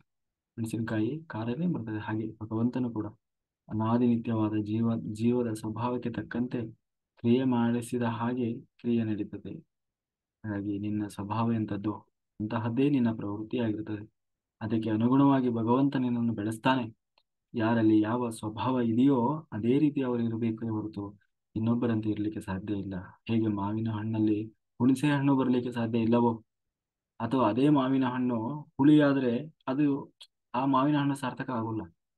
ಅದೇ ಹುಣಸೆ ಹಣ್ಣು ಹುಳಿ ಅಲ್ಲದೆ ಅದು ಕಹಿಯೋ ಅಥವಾ ಸಿಹಿಯೋ ಆದ್ರೆ ಅದು ಹುಣಸೆ ಹಣ್ಣು ಅಂತ ಅನಿಸಿಕೊಳ್ಳೋದಿಲ್ಲ. ಆ ಹುಣಸೆ ಹಣ್ಣು ಎಂದು ಜಾಸ್ತಿ ಹುಳಿನೇ ಇಲ್ಲ ಅಂತಾರೆ. ಹಾಗೆ ಹುಣಸೆ ಹಣ್ಣು ಜಾಸ್ತಿ ಹುಳಿ ಇದ್ದಾಗಲೇ ಅದಕ್ಕೆ ಮಹತ್ವ, ಮಾವಿನ ಹಣ್ಣು ಜಾಸ್ತಿ ಸಿಹಿ ಇದ್ದಾಗಲೇ ಅದಕ್ಕೆ ಮಹತ್ವ. ಹಾಗೆ ತಾಮಸರು ತಾಮಸರಂತೆಯೇ ಇರ್ತಾರೆ, ಅದು ಅವರ ಸಹಜ ಧರ್ಮ. ಆ, ಹಾಗಾಗಿ ರಾಜಸರು ಸಾತ್ವಿಕರು ಅವರವರ ಸ್ವಭಾವಕ್ಕೆ ಅನುಗುಣವಾಗಿ ಇರ್ತಾರೆ. ಹಾಗಾಗಿ ಎಲ್ಲವುದರ ಫಲವನ್ನ ಕೊಡುವವನು ಅವನೇ, ಆದರೆ ಅವನಿಗೆ ಎಂದು ಬಂಧನ ಅನ್ನೋದಿಲ್ಲ ಅಂತ ಹೇಳ್ತಾ ಮಾಸ್ಟರ್ಸ್ ಇವತ್ತು ಸಮಯ ಆಗಿದೆ. ಆದರೂ ಲಾಸ್ಟಿಗೆ ನಮ್ಮ ಪ್ರಶ್ನೆಗೆ ಕೊನೆಯ ಉತ್ತರ ಏನಂದ್ರೆ, ದೇವರು ಯಾಕೆ ಇಷ್ಟು ಶಿಕ್ಷೆ ಕೊಡ್ತಾನೆ? ದೇವರು ನಮಗೆ ಶಿಕ್ಷೆ ಕೊಡುವುದು ದ್ವೇಷದಿಂದಲ್ಲ, ಅದರ ಹಿಂದಿರೋದು ಅಪಾರವಾದ ಕಾರುಣ್ಯ. ಯಾಕೆ ಕಾರುಣ್ಯ? ತಾಯಿ ಮಕ್ಕಳಿಗೆ ಹೊಡಿತಾಳೆ, ಯಾಕೆ ಹೊಡಿತಾಳೆ? ಅದೇ ತಾಯಿ ಮಕ್ಕಳಿಗೆ ಹೊಡಿತಾಳೆ, ಅದೇ ಬೇರೆಯವ್ರು ಏನಾದ್ರೂ ಮಕ್ಕಳಿಗೆ ಹೊಡೆದ್ರೆ ಅವರಿಗೆ ಜೋರು ಮಾಡ್ತಾಳೆ. ಯಾಕೆ? ಅಲ್ಲ, ತಾನಾದ್ರೂ ಹೊಡಿತಾಳೆ, ಬೇರೆಯವ್ರು ಯಾಕೆ ಹೊಡಿಬಾರ್ದು? ಆಹಾ, ಅಲ್ಲಿ ಮಕ್ಕಳಿಗೆ ಹೊಡಿಬೇಕು ಅನ್ನೋದು ಅವಳ ಉದ್ದೇಶ ಅಲ್ಲ. ನನ್ನ ಹಾ ಆ ಮಕ್ಕಳು ಸರಿಯಾಗಬೇಕು, ತನ್ನ ತಪ್ಪುಗಳನ್ನು ತಿದ್ದುಕೊಳ್ಳಬೇಕು, ಪರಿಪಕ್ವವಾಗಿ ಬೆಳಿಬೇಕು, ಒಳ್ಳೆ ಸಂಸ್ಕಾರ ಬರಬೇಕು, ಒಳ್ಳೆ ರೀತಿಯ ಬುದ್ಧಿ ಬರಬೇಕು ಅಂತ ಹೇಳಿ ಒಳ್ಳೆಯದನ್ನ ಕಲಿಸ್ಲಿಕ್ಕಾಗಿ ಅದು ಕೆಡದೇ ಇದ್ದಾಗ ಅದನ್ನು ಇನ್ನೂ ಪರಿಪಕ್ವವಾಗಲಿಕ್ಕೆ ಅಂತ ಹೇಳಿ ತಾಯಿ ಅದನ್ನು ಹೊಡಿತಾಳೆ, ಬಡಿತಾಳೆ, ಅದಕ್ಕೆ ಬೈತಾ ಇರ್ತಾಳೆ ಯಾವಾಗಲೂ. ಜೀವನದಲ್ಲೂ ಹಾಗೆ ಬರುವ ದುಃಖ ದುರಿತಗಳಿಗೆ ಜೀವ ಪರಿಪಕ್ವವಾಗಬೇಕು, ಬೇಯಬೇಕದು, ಭಾವಬಂಧನದಲ್ಲಿ ಬೇಯಬೇಕದು. ಆ ತಾಪತ್ರಯಗಳಲ್ಲಿ ತಾಪಕ್ಕೆ ಬೇಯಬೇಕು, ಬೆಂದು ಬೆಂದು ಬೆಂದು ಪಕ್ವ ಆಗಬೇಕು. ಜೀವನದಲ್ಲಿ ಕಷ್ಟ ಅನ್ನೋದು ಜೀವನದಲ್ಲಿ ಗೊತ್ತಿಲ್ಲದೆ ಹುಟ್ಟಿದಾಗ್ಲಿಂದ ಸುಖದ ಸುಪ್ಪತ್ತಿಗೆಯಲ್ಲಿ ಬೆಳೆದವನಿಗೆ ಇನ್ನೊಬ್ಬರ ಕಷ್ಟ ಅರ್ಥ ಆಗೋಲ್ಲ, ಜೀವನದ ಕಷ್ಟ ಅರ್ಥ ಆಗೋಲ್ಲ. ಒಂದೊಂದು ರೂಪಾಯಿ 10 ರೂಪಾಯಿ ಬೆಲೆ ಅವನಿಗೆ ಅರ್ಥ ಆಗೋಲ್ಲ. ಮನೆಯಲ್ಲಿ ಒಂದೊಂದು ಹೊತ್ತಿನ ಊಟದ ವಿಷಯ, ಆ 10 ರೂಪಾಯಿಗೂ ಹೇಗೆ ಕಷ್ಟಪಡ್ತಾ ಇದ್ದಾರೆ, ಎಷ್ಟೊಂದು ಸಮಸ್ಯೆ ಇದೆ, ಹಣ ಸಂಪಾದನೆ ಪ್ರತಿಯೊಂದನ್ನು ಯಾರು ತನ್ನ ಹುಟ್ಟಿದಾಗ್ಲಿಂದ ಅದನ್ನು ಅರ್ಥ ಮಾಡ್ಕೊಂತ ಬರ್ತಾನೆ ಅವನಿಗೆ ಕಷ್ಟ ಅಂದ್ರೆ ಏನು ಅಂತ ಗೊತ್ತಿರ್ತದೆ, ಜೀವನ ಅಂದ್ರೆ ಏನು ಅಂತ ಗೊತ್ತಿರ್ತದೆ, ದುಡ್ಡಿನ ಬೆಲೆ ಏನು ಅಂತ ಗೊತ್ತಿರ್ತದೆ, ಅನ್ನದ ಬೆಲೆ ಏನು ಅಂತ ಗೊತ್ತಿರ್ತದೆ, ಯಾರ ಹತ್ರ ಹೇಗೆ, ಎಲ್ಲಿ, ಯಾವಾಗ ಹೇಗೆ ವರ್ತನೆ ಮಾಡಬೇಕು, ಯಾರನ್ನು ಹೇಗೆ ನಿಭಾಯಿಸಬೇಕು ಅನ್ನೋ ಪ್ರತಿಯೊಂದರಲ್ಲೂ ಅವನು ಪರಿಪಕ್ವ ಆಗ್ತಾ ಬರ್ತಾನೆ. ಹಾಗೆ ದೇವರು ಕೂಡ ನೀನು ಪರಿಪಕ್ವ ಆಗ್ಲಿ ಅಂತ ನಿನ್ನನ್ನು ಭಾವಬಂಧನದಲ್ಲಿ ತಾಪತ್ರಯಗಳಲ್ಲಿ ಸಿಕ್ಕಿ ಹಾಕಿ ಬೇಯಿಸ್ತಾನೆ. ನೀನು ಬುದ್ಧಿ ಕಲೀಲಿ, ನೀನು ಪರಿಪಕ್ವ ಆಗಲಿ, ಹಾಗಾಗಿ ಇನ್ನೊಬ್ಬರ ಸುಖ ದುಃಖ ಅರ್ಥ ಆಗಲಿ ಅಂತ. ಅದು ಭಗವಂತ ನಮಗೆ ಶಿಕ್ಷೆ ಕೊಡುವ ಹಿಂದಿರುವಂತಹ ಭಗವಂತನ ಕಾರುಣ್ಯ. ಹಾಗಾಗಿ ಇಡೀ ಪ್ರಪಂಚದ ಹಿಂದೆ ಇರುವ ವಿಶ್ವಶಕ್ತಿ, ಆ ಮಹಾ ಕಾರುಣ್ಯ ಮೂರ್ತಿಯಾದಂತಹ ಭಗವಂತನೇ ನನ್ನನ್ನು ರಕ್ಷಣೆ ಮಾಡ್ತಾ ಇದ್ದಾನೆ ಎನ್ನುವ ಎಚ್ಚರ ಪ್ರತಿಯೊಬ್ಬರಲ್ಲೂ ಇರಬೇಕಾಗ್ತದೆ. ಏಳಲು ಹೇಗೆ, ಅದು ಹೇಗಪ್ಪ, ಅದನ್ನು ಅವನೇ ಮಾಡ್ತಾ ಇದ್ದಾನೆ ಅಂತ ಹೆಂಗೆ ಹೇಳ್ತೀವಿ? ಹೀಗೆ ಒಂದು ಮಗು ತಾನು ಏಳಲಿಕ್ಕೆ ಶಕ್ತಿ ಇರೋಲ್ಲ, ಆದರೆ ಎರಡೂ ಕೈಗಳನ್ನು ಹಿಡ್ಕೊಂಡು ಒಂದು ತಾಯಿ ಅದನ್ನು ನಡೆಸ್ತಾಳಲ್ವ, ಹಾಗೆ ಪ್ರತಿ ಕ್ಷಣವೂ ಕೂಡ ಭಗವಂತ ಪ್ರತಿಯೊಬ್ಬರ ಕೈಯನ್ನು ಹಿಡಿದು ನಡೆಸ್ತಾ ಇರ್ತಾನೆ. ಆ ಪ್ರಜ್ಞೆ ನಮಗೆ ಇರಬೇಕು ಅಂತ ಹೇಳ್ತಾ, ಕಾಯೇನ ವಾಚ ಮನಸೇಂದ್ರಿಯ ಇರುವ ಬುದ್ಧ್ಯಾತ್ಮನಾವ ಪ್ರಕೃತಿ ಸ್ವಭಾವ ಕರೋಮಿ ಯದ್ಯತ್ ಸಕಲಂ ಪರಸ್ಮೈ ನಾರಾಯಣಾಯಿತಿ ಸಮರ್ಪಯಾಮಿ. ಈ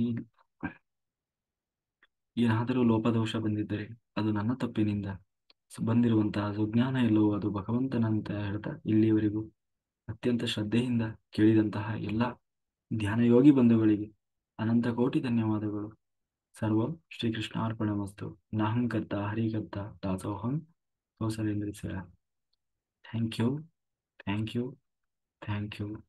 ಎಲ್ಲರೂ ನಿದ್ದೆ ಮಾಡಿಬಿಟ್ರು, ಏನ್ ಕತೆ? ಮಾಸ್ಟರ್ ಯಾರಾದ್ರೂ ಇದ್ದೀರೋ? ಯಾರು ವಿಡಿಯೋ ಆನ್ ಮಾಡ್ಕೊಂಡಿಲ್ಲ, ನಾವು ಒಬ್ಬನೇ ಸುಮ್ಮನೆ ಹೇಳಿದೆ ಅರ್ಥ ಆಯ್ತೋ ಗೊತ್ತಾಗ್ಲಿಲ್ಲ. ಒಂದು ಏನಾದರೂ ರಿಯಾಕ್ಷನ್ ಕೊಡಬೇಕಲ್ಲ, ನೋಡೋಣ ಕಾಮೆಂಟ್ ಬಾಕ್ಸ್ ಎಲ್ಲ ನಾನೆಲ್ಲರೂ ಅಟ್ಲೀಸ್ಟ್. ಆಗಿದೆ ಸರ್. ಅರ್ಥ ಆಗಿದೆ. Yes madam. ಓಕೆ. ಗೊತ್ತು. ಚೆನ್ನಾಗಿತ್ತ ಮೇಡಮ್, ಅರ್ಥ ಆಯ್ತಾ ಹೋಗ್ಲಿ? ಹಾ ಸರ್, ನಾನು ಏನ್ ಕೇಳಿದ್ದೆ ಅದ್ರದ್ದೇ ಇವತ್ತು ನೀವು ನನಗೆ ಕೊಟ್ಟಿದ್ರು ಅಂತ ಅರ್ಥ ಆಯ್ತು ಸರ್. 100% ಅರ್ಥ ಆಯ್ತು ಇವತ್ತು. Okay, thank you madam, thank you. ನಿಮಗೂ ಥ್ಯಾಂಕ್ ಯು ಸರ್. ಕೋಟಿ ಕೋಟಿ ಧನ್ಯವಾದಗಳು ಸರ್. ಕೋಟಿ ಕೋಟಿ ಧನ್ಯವಾದಗಳು. Yes sir. ಮೇಡಮ್ ಮಾತಾಡಿ. Master Shivaratna madam. ಹಾ, ತುಂಬಾ ಚೆನ್ನಾಗಿತ್ತು ಸರ್. ತುಂಬಾ ಅಪರೂಪ ಆಗ್ಬಿಟ್ರಿ ಮೇಡಮ್ ನೀವು. ಸರ್ ಇದೇನ್ ಸರ್, ಇದು ಗ್ರೂಪ್ 2-3 ಚೇಂಜ್ ಆಗ್ಬಿಟ್ಟಿದ್ಯಾ? ಇಲ್ಲ, ಒಂದೇ ಇದೆ, ಇದೊಂದೇ ಇರೋದು. ಹೌದಾ, ನಾನು ಇನ್ನೊಂದ್ ಗ್ರೂಪ್ ಇತ್ತ ಹುಡುಕ್ತಾ ಇದ್ದೆ, ಅಲ್ಲಿ ನೀವೇನ್ ಇಲ್ವಲ್ಲ ಅಂತ, ಅದಕ್ಕೆ. ಓಕೆ. ಚೆನ್ನಾಗಿತ್ತು ಸರ್ ಇವತ್ತು ತುಂಬಾನೇ. Okay madam. Thank you sir. Nagendrappa sir ಮಾತಾಡಿ.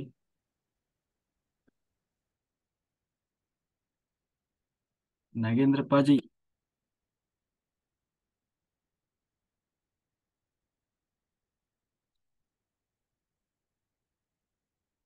ಅನ್ಮ್ಯೂಟ್ ಮಾಡಿ ಮಾತಾಡಿ. ಆಗ್ತಿಲ್ವಾ? ಆಗ್ತಾ ಇದೆ ನೋಡಿ. ಹಾ, ಸರ್ ನಮಸ್ತೆ ಸರ್. ನಮಸ್ತೆ ನಮಸ್ತೆ. ಕೇಳಿಸ್ತಾ ಇದೆ ಸರ್? ಕೇಳಿಸ್ತಾ ಇದೆ, ಮಾತಾಡಿ, ಕಂಟಿನ್ಯೂ. Thank you sir. ತುಂಬ ಸರಳವಾಗಿ, ಅರ್ಥಗರ್ಭಿತವಾಗಿ ಈ ಇದನ್ನ ಭಾಗವತವನ್ನ ಹೇಳ್ತಾ ಇದ್ದೀರಿ. ಬಹಳ ತುಂಬಾ ಅರ್ಥವಾಗ್ತಾ ಇದೆ ಸರ್ ನಮಗೆ. ಓಕೆ. ಇದು ಯಾವ ರೀತಿ ನಾವು ಅರ್ಥ ಮಾಡ್ಕೊಂತೀವಿ ಅಂದ್ರೆ, ಒಂದು ಸಣ್ಣ ಮಗುವಿಗೆ ಸಹಿತ ಇದು ಅರ್ಥ ಆಗುತ್ತೆ. ಅಷ್ಟೊಂದು ಸರಳವಾಗಿ ಸರಳೀಕರಿಸಿ ಎಲ್ಲರಿಗೂ ಅರ್ಥ ಆಗೋ ರೀತಿಲಿ ಮನ ಮುಟ್ಟುವ ಹಾಗೆ ನೀವು ಅದನ್ನ ಹೇಳ್ತಾ ಇದ್ದೀರಿ ಸರ್. ಒಂದು ಪ್ರಶ್ನೆ ನಂದು. ಜೀವ ಬೇರೆ, ಆತ್ಮ ಬೇರೆ, ಪರಮಾತ್ಮ ಬೇರೆನಾ? ಏನು ಇದು ಹೇಳಿದ್ರಲ್ಲ? ಜೀವನೇ ಆತ್ಮ, ಮತ್ತೆ ಹಾ ಅದ್ರಲ್ಲಿ ಹಾ ಇಲ್ಲ. ಜೀವ ಅದೇ. ಆತ್ಮ ಎರಡು ಅಂದ್ರೆ ಹೆಸರು ಬೇರೆ ಹೇಳ್ತೀವಿ ಅಷ್ಟೇ. ಹಾ ಹಾ ಹಾ ಜೀವನೇ ಜೀವನೇ ಆತ್ಮ ಅಂತ. ಆತ್ಮ ಆತ್ಮ. ಹ್ಮ್. ಹ್ಮ್. ಮೂರೇ ವಸ್ತು ಜಗತ್ತಲ್ಲಿರೋ, ಒಂದು ಪರಮಾತ್ಮ, ಎರಡನೇದು ಆತ್ಮ, ಆತ್ಮ. ಮೂರನೇದು ಜಡ. ಹಾ. ಸರ್ ನಾವೆಲ್ಲ ಇವತ್ತಿಷ್ಟೆಲ್ಲ ಕಷ್ಟಪಡೋದು ನಾವು ಆತ್ಮ ಪರಮಾತ್ಮನ ಮಿಲನ ಮಾಡಬೇಕು ಅಂತ, ಎಲ್ಲರೂ ಅದನ್ನೇ ಮೋಕ್ಷಕ್ಕೆ ಹೋಗ್ಬೇಕು, ಪರಮಾತ್ಮನೇ ನಾವು ಸೇರ್ಬೇಕು ಅಂತಾರಲ್ಲ. ಮತ್ತೀಗ ಅದು ಸೇರಕ್ ಆಗಲ್ಲ ಅಂತ ನೀವು ಹೇಳ್ತಾ ಇದೀರಿ, ಹೆಂಗೆ ಸರ್? ಸೇರಕ್ ಆಗಲ್ಲ ಅಂತ ಯಾಕೆ ಹೇಳಿದೆ? ಎಲ್ಲಿ ಹೇಳಿದೆ ನಾನು? ಮತ್ತೆ ಅದೇ, ಆ ಜೀವನೇ ಬೇರೆ, ಆತ್ಮನೇ ಬೇರೆ, ಪರಮಾತ್ಮನೇ ಬೇರೆ, ಅವನ ಸ್ವಭಾವನೇ ಬೇರೆ ಅಂತ ಹೇಳ್ತಾ ಇದ್ರಲ್ಲ ಸರ್, ಅದಕ್ಕೆ ಕೇಳಿ ಸರ್, ಅದ್ ಹಾ, ಹೆಂಗೆ? ಅವನ ವರ್ತನೆ ಹೇಳಿದ್ದು. ಹಾ ಹಾ ಒಬ್ಬೊಬ್ರು ಒಂದೊಂದು ರೀತಿ ಇರ್ತಾರೆ. ಹೌದೌದು. ನಾನು ಪ್ರಶ್ನೆ ಏನು ಹೇಳಿದೆ ಅಂದ್ರೆ, ಕೆಲವರು ಎಷ್ಟು ಹೇಳಿದ್ರು ಕೆಟ್ಟ ಕೆಲಸನೇ ಮಾಡ್ತಾರೆ, ಎಷ್ಟು ಹೇಳಿದ್ರು ಮಂಡತನ ಮಾಡ್ತಾರೆ. ಅವ್ರು ಯಾಕೆ ಹಂಗಿರ್ತಾರೆ? ಎಲ್ಲವನ್ನ ದೇವರೇ ಮಾಡಿಸ್ತಾನೆ ಅನ್ನೋದಾದ್ರೆ ಅವನಿಗೆ ಒಳ್ಳೆ ಬುದ್ಧಿ ಕೊಟ್ಟು ಆ, ಒಳ್ಳೆ ಕೆಲಸನೇ ಮಾಡಿಸ್ಬೋದಲ್ಲ. ಎಲ್ಲರ ಕೈಯಲ್ಲೂ ಸಮಸ್ಯೆನೇ ಇದಲ್ಲ. ಹೌದೌದು. ಎಲ್ಲಾ ಗಿಡ, ಎಲ್ಲಾ ಮರನು ಮಾವಿನ ಹಣ್ಣೆ ಹೆಂಗ್ ಬಿಡಕ್ಕಾಗ್ತದೆ? ಮಾವಿನ ಹಣ್ಣಿನ ಗಿಡ ಮಾವಿನ ಹಣ್ಣು ಬಿಡ್ತದೆ, ಹುಣಸೆ ಹಣ್ಣಿನ ಗಿಡ ಹುಣಸೆ ಹಣ್ಣು ಬಿಡ್ತದೆ. ಹಾ ಹಾ ಸರ್. ಅದನ್ನೇ ತೋಟದ ಉದಾಹರಣೆ ಕೊಟ್ಟು ಹೇಳಿದ್ದು. ಹೌದೌದು. ಹ್ಮ್. ಸರಿ ಸರಿ, okay sir. Thank you sir. Thank you sir. Thanks sir. Okay masters, ಯಾರಾದ್ರೂ ಇವತ್ತು ಹೊಸಬರು ಜಾಯ್ನ್ ಆಗಿದ್ರೆ ಓಕೆ. ಹಾ, ಸುನೀತಾ ಮಾಸ್ಟರ್ ಮಾತಾಡಿ. ಹಲೋ, ನಮಸ್ತೆ ಸರ್. ನಮಸ್ತೆ ಮೇಡಮ್. ನಾನು ಭಗವದ್ಗೀತೆ ಓದಿದ್ದೆ, ಅದು ಏನು ಅರ್ಥ ಮಾಡ್ಕೊಂಡಿರ್ಲಿಲ್ಲ. ಇವಾಗ ನನ್ಗೆ ಕೇಳೋ ಅವಕಾಶ ಚೆನ್ನಾಗಿ ಅರ್ಥ ಆಗ್ತಾ ಇದೆ. ತುಂಬಾ ಧನ್ಯವಾದಗಳು ಸರ್. ಥ್ಯಾಂಕ್ ಯು ಹೀಗೆ ಮೇಡಮ್. ನಿಮ್ಗೆ ಚೆನ್ನಾಗಿ ಮುಂದುವರಿಲಿ ಅಂತ ಕೇಳ್ಕೊಂತೀನಿ. Thank you. Thank you sir. Okay madam. Okay masters, ಎಲ್ಲರೂ ದೀಪ ರೆಡಿ ಮಾಡ್ಕೊಳ್ರಿ. ಓಪನ್ ಆಗಿ ಮೆಡಿಟೇಷನ್ ಸ್ಟಾರ್ಟ್ ಮಾಡೋಣ. ಇವತ್ತು ಅಮಾವಾಸ್ಯೆ ಭಾನುವಾರ, ಹಂಗಾಗಿ ಒಂದ್ ಸ್ವಲ್ಪ ಜನ ಅತಿಥ್ಲಾಗ ಆಗಿರ್ಬೋದು. ಬರ್ತಾರೆ ನಾಳೆ ಮತ್ತೆ. ಆಮೇಲೆ ಈಗ ಓಪನ್ ಆಗಿ ಮೆಡಿಟೇಷನ್ ಮಾಡೋಣ. ಎಲ್ಲರೂ ದೀಪ ರೆಡಿ ಮಾಡ್ಕೊಳ್ರಿ. ಯಾರಾದರೂ ಹೊಸಬ್ರು ಜಾಯ್ನ್ ಆಗಿದ್ರೆ ಹ್ಮ್ ಹೊಸಬ್ರು ಜಾಯ್ನ್ ಆಗಿದ್ರೆ ಆ ಏನಿಲ್ಲ, ಎಲ್ಲರೂ ನಿತ್ಯ ದಿನ ಹೇಳೋದು ಹಾಗೇನೆ ಅದೇ, ಎಲ್ಲರೂ ಇದರಲ್ಲಿ ಕುತ್ಕೊಳ್ಳಿ. ಎಲ್ಲಿ? ಚೇರ್ ಮೇಲೆ ಕುತ್ಕೊಳ್ಳಿ, ಯಾರು ನೆಲದ ಮೇಲೆ ಕೂರಬಾರ್ದು. ಆಯ್ತಾ? ಎಲ್ಲರೂ ಚೇರ್ ಮೇಲೆ ಕುತ್ಕೊಳ್ಬೇಕು. ಆಮೇಲೆ ರಾತ್ರಿ ಟೀ ಕುಡಿಯೋದು, ಕಾಫಿ ಕುಡಿಯೋದು ಹೀಗೆಲ್ಲ ಯಾರೂ ಮಾಡಬಾರ್ದು. ಆಯ್ತಾ? ಟೀ ಕಾಫಿ ಕುಡಿಯೋದು ಹೀಗೆಲ್ಲ ಯಾರೂ ಮಾಡಬಾರ್ದು. ಯಥೇಚ್ಛವಾಗಿ ನೀರು ಕುಡಿತಾ ಇರಬೇಕು. ಎಚ್ಚರ ಆದಾಗೆಲ್ಲ ನೀರು ಕುಡಿತಾ ಇರಬೇಕು. ಆಮೇಲೆ ನಿದ್ದೆ ಬಂದಾಗ ಧ್ಯಾನ ಮಾಡ್ತಾ ಇರ್ತೀವಿ, ನಿದ್ದೆ ಬಂತು ಆದರೆ ಎದ್ದು ಹೋಗಿ ಮಲಗಬಾರ್ದು. ಧ್ಯಾನದಲ್ಲಿ ನಿದ್ದೆಗೆ ಜಾರಬೇಕು.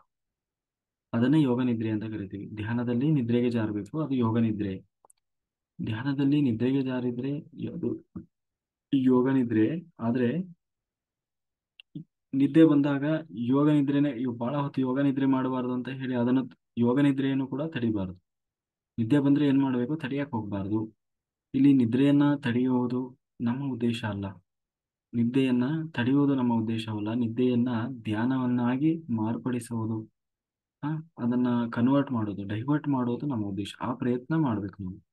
ಕುಳಿತುಕೊಂಡಾಗ ನಿದ್ದೆ ಬರ್ತದೆ. ನಿದ್ದೆ ಬಂದ್ರೆ ಧ್ಯಾನ ಸ್ಥಿತಿಯಲ್ಲಿ ನಿದ್ದೆಗೆ ಜಾರಬೇಕು, ಯೋಗ ನಿದ್ರಾ ಸ್ಥಿತಿ. ಆ ಯೋಗ ನಿದ್ರೆಯನ್ನು ಮಾಡ್ತಾವಾದ್ರೂ ಸರಿ, ನಾವು ರಾತ್ರಿ ಎಲ್ಲ ಕೂರುವುದನ್ನು ಮೊದಲು ಅಭ್ಯಾಸ ಮಾಡಬೇಕು.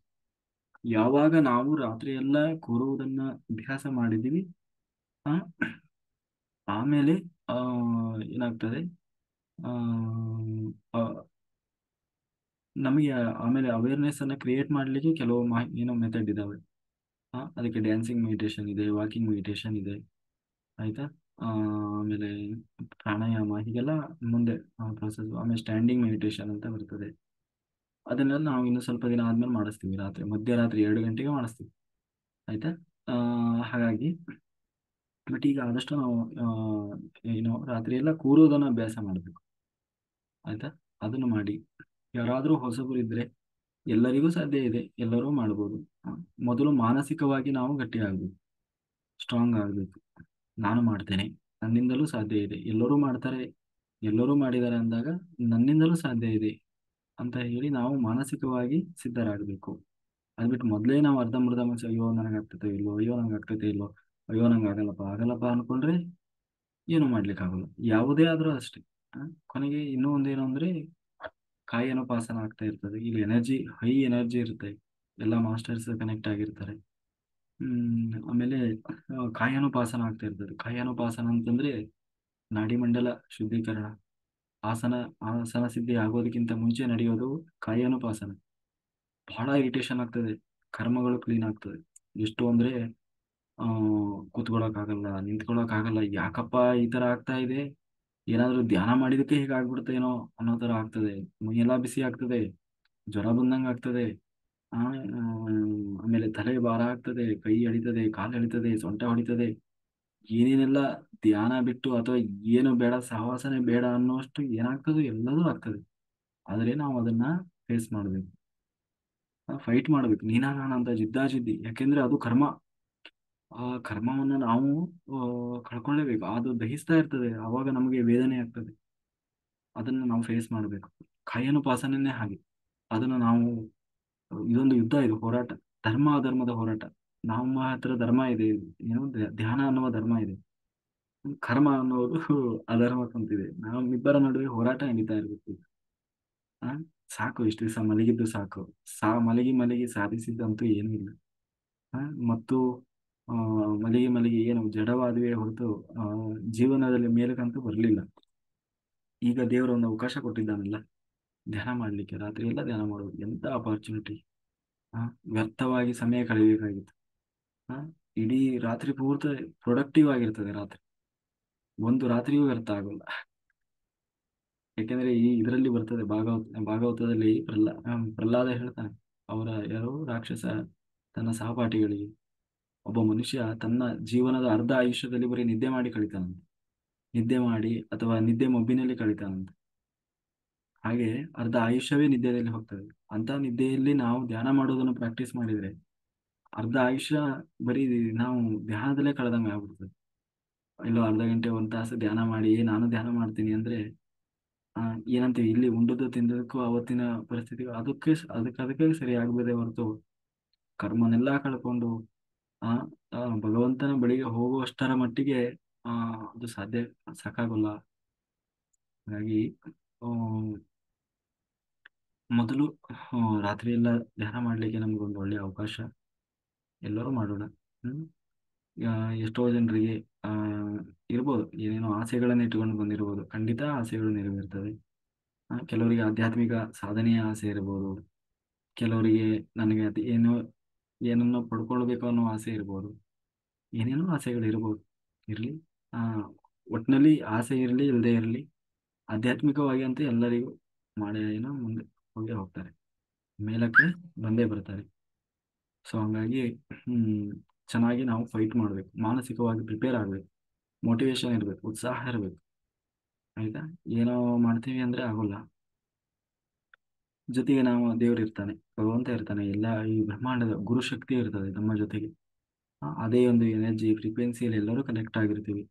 ಖಂಡಿತ ಎಲ್ಲರಿಗೂ ಒಳ್ಳೆಯದಾಗೇ ಆಗ್ತದೆ. ಎಲ್ಲರೂ ಬಹಳ ಶ್ರದ್ಧೆಯಿಂದ, ಉತ್ಸಾಹದಿಂದ ಎಲ್ಲರೂ ಬೆಳಿಗ್ಗೆವರೆಗೂ ಮಾಡಬೇಕು. ಆಯಿತಾ? ಬೆಳಿಗ್ಗೆ ಸಮಯ ಸಿಕ್ಕರೆ, ಹಗಲು ಸಮಯದಲ್ಲೂ ಕೂಡ ನೀವು ಯಾರಾದರೂ ಎಷ್ಟೊತ್ತಲ್ಲಿ ಸಿಗ್ತದೋ ಅಷ್ಟೊತ್ತು, 5 ನಿಮಿಷ ಸಿಕ್ಕರೆ 5 ನಿಮಿಷ ಧ್ಯಾನ ಮಾಡಿ, 10 ನಿಮಿಷ ಮಧ್ಯೆ ಮಧ್ಯೆ ಕೂಡ ಸ್ವಲ್ಪ ಮಾಡ್ತಾ ಇರಬೇಕು. ಆಯಿತಾ? ಆಮೇಲೆ ನಾನು ಧ್ಯಾನ ಮಾಡ್ತೀನಿ ಅಂತ ಹೇಳಿ ಯಾರೂ ಸಂಸಾರವನ್ನು ನೆಗ್ಲೆಕ್ಟ್ ಮಾಡಬಾರ್ದು. ಸಂಸಾರ, ಹೆಂಡತಿ, ಮಕ್ಕಳು, ಊಟ ತಿಂಡಿ, ಅಡಿಗೆ, ಮನೆಯ ಕಾರ್ಯಕ್ರಮಗಳು ಏನೇನು ಇರ್ತದೆ ಎಲ್ಲವನ್ನು ಕೂಡ ಹಿಂದಿಗಿಂತಲೂ ಇವಾಗ ಚೆನ್ನಾಗಿ ಮಾಡಬೇಕು, ಚೆನ್ನಾಗಿ ನಿಭಾಯಿಸ್ಬೇಕು. ಆಯಿತಾ? ನಾನೇನೋ ಧ್ಯಾನ ಮಾಡ್ತೇನೆ, ಏನೋ ಆಧ್ಯಾತ್ಮಿಕ ಸಾಧನೆ ಮಾಡ್ತೇನೆ ಅಂತ ಹೇಳಿ ಎಲ್ಲದರಲ್ಲೂ ಕಾಂಪ್ರಮೈಸ್ ಆಗಬಾರ್ದು, ಬಿಡಬಾರ್ದು. ಇದು ಮಧ್ಯಮ ಮಾರ್ಗ. ಮಧ್ಯಮ ಮಾರ್ಗ ಅಂದ್ರೆ ಏನು? ಸಂಸಾರದಲ್ಲೇ ನಿರ್ವಾಣ, ಕೊನೆಯವರೆಗೂ, ಜೀವದ ಅಂತ್ಯದವರೆಗೂ ಕೂಡ ಸಂಸಾರದಲ್ಲೇ ಇರಬೇಕು. ಸಂಸಾರದಲ್ಲೇ ಇದ್ದು ಎಲ್ಲವನ್ನೂ ನಿಭಾಯಿಸಿ ಜೊತೆಗೆ ಆಧ್ಯಾತ್ಮಿಕ ಸಾಧನೆಯನ್ನು ಕೂಡ ಮಾಡಿಕೊಂಡು ಭಗವಂತನನ್ನ ಹೋಗಿ ಸೇರಬೇಕು. ಆಯ್ತಾ? Very good. ನಾನು ಎಲ್ಲ ಬಿಡ್ತೀನಿ, ಎಲ್ಲ ಬಿಟ್ಟು ಏನೋ ಮಾಡ್ತೀನಿ ಅಂತಂದ್ರೆ ಎಲ್ಲ ಆಗೋಲ್ಲ. ಹಾಗಾಗಿ ಓಕೆ, ವೆರಿ ಗುಡ್. ಓಕೆ, ಈಗ ಸಂಕಲ್ಪ ಮಾಡೋಣ. ಸಂಕಲ್ಪ ಮಾಡಿ ಮಾಸ್ಟರ್ಸ್ ಎಲ್ಲರೂ ದೀಪ ಹಚ್ಕೊಳ್ರಿ, ಓಪನ್ ಐ ಮೆಡಿಟೇಷನ್ ಮಾಡೋಣ. ಎಲ್ಲ ನಿದ್ದೆ ಮಾಡಿಬಿಟ್ರು, ಏನೋ ನಿದ್ದೆ ಮಾಡಿಬಿಡ್ರಿ. ಓಕೆ, ಯಾರು ಎಕ್ಸಿಟ್ ಆಗ್ಬೇಡ್ರಿ. ಸಂಕಲ್ಪ ಮಾಡೋಣ ಮಾಸ್ಟರ್. ಬ್ರಹ್ಮರ್ಷಿ ಪಿತಾಮಹ ಸುಭಾಷ್ ಪತ್ರಿಜಿಯವರ ಲೋಕ ಕಲ್ಯಾಣಕ್ಕಾಗಿ ಬಂದು ಸಂಕಲ್ಪ ಮಾಡೋಣ ಮಾಸ್ಟರ್ಸ್. ಬ್ರಹ್ಮರ್ಷಿ ಪಿತಾಮಹ ಸುಭಾಷ್ ಪತ್ರಿಜಿಯವರ ಮತ್ತು ಗ್ರ್ಯಾಂಡ್ ಮಾಸ್ಟರ್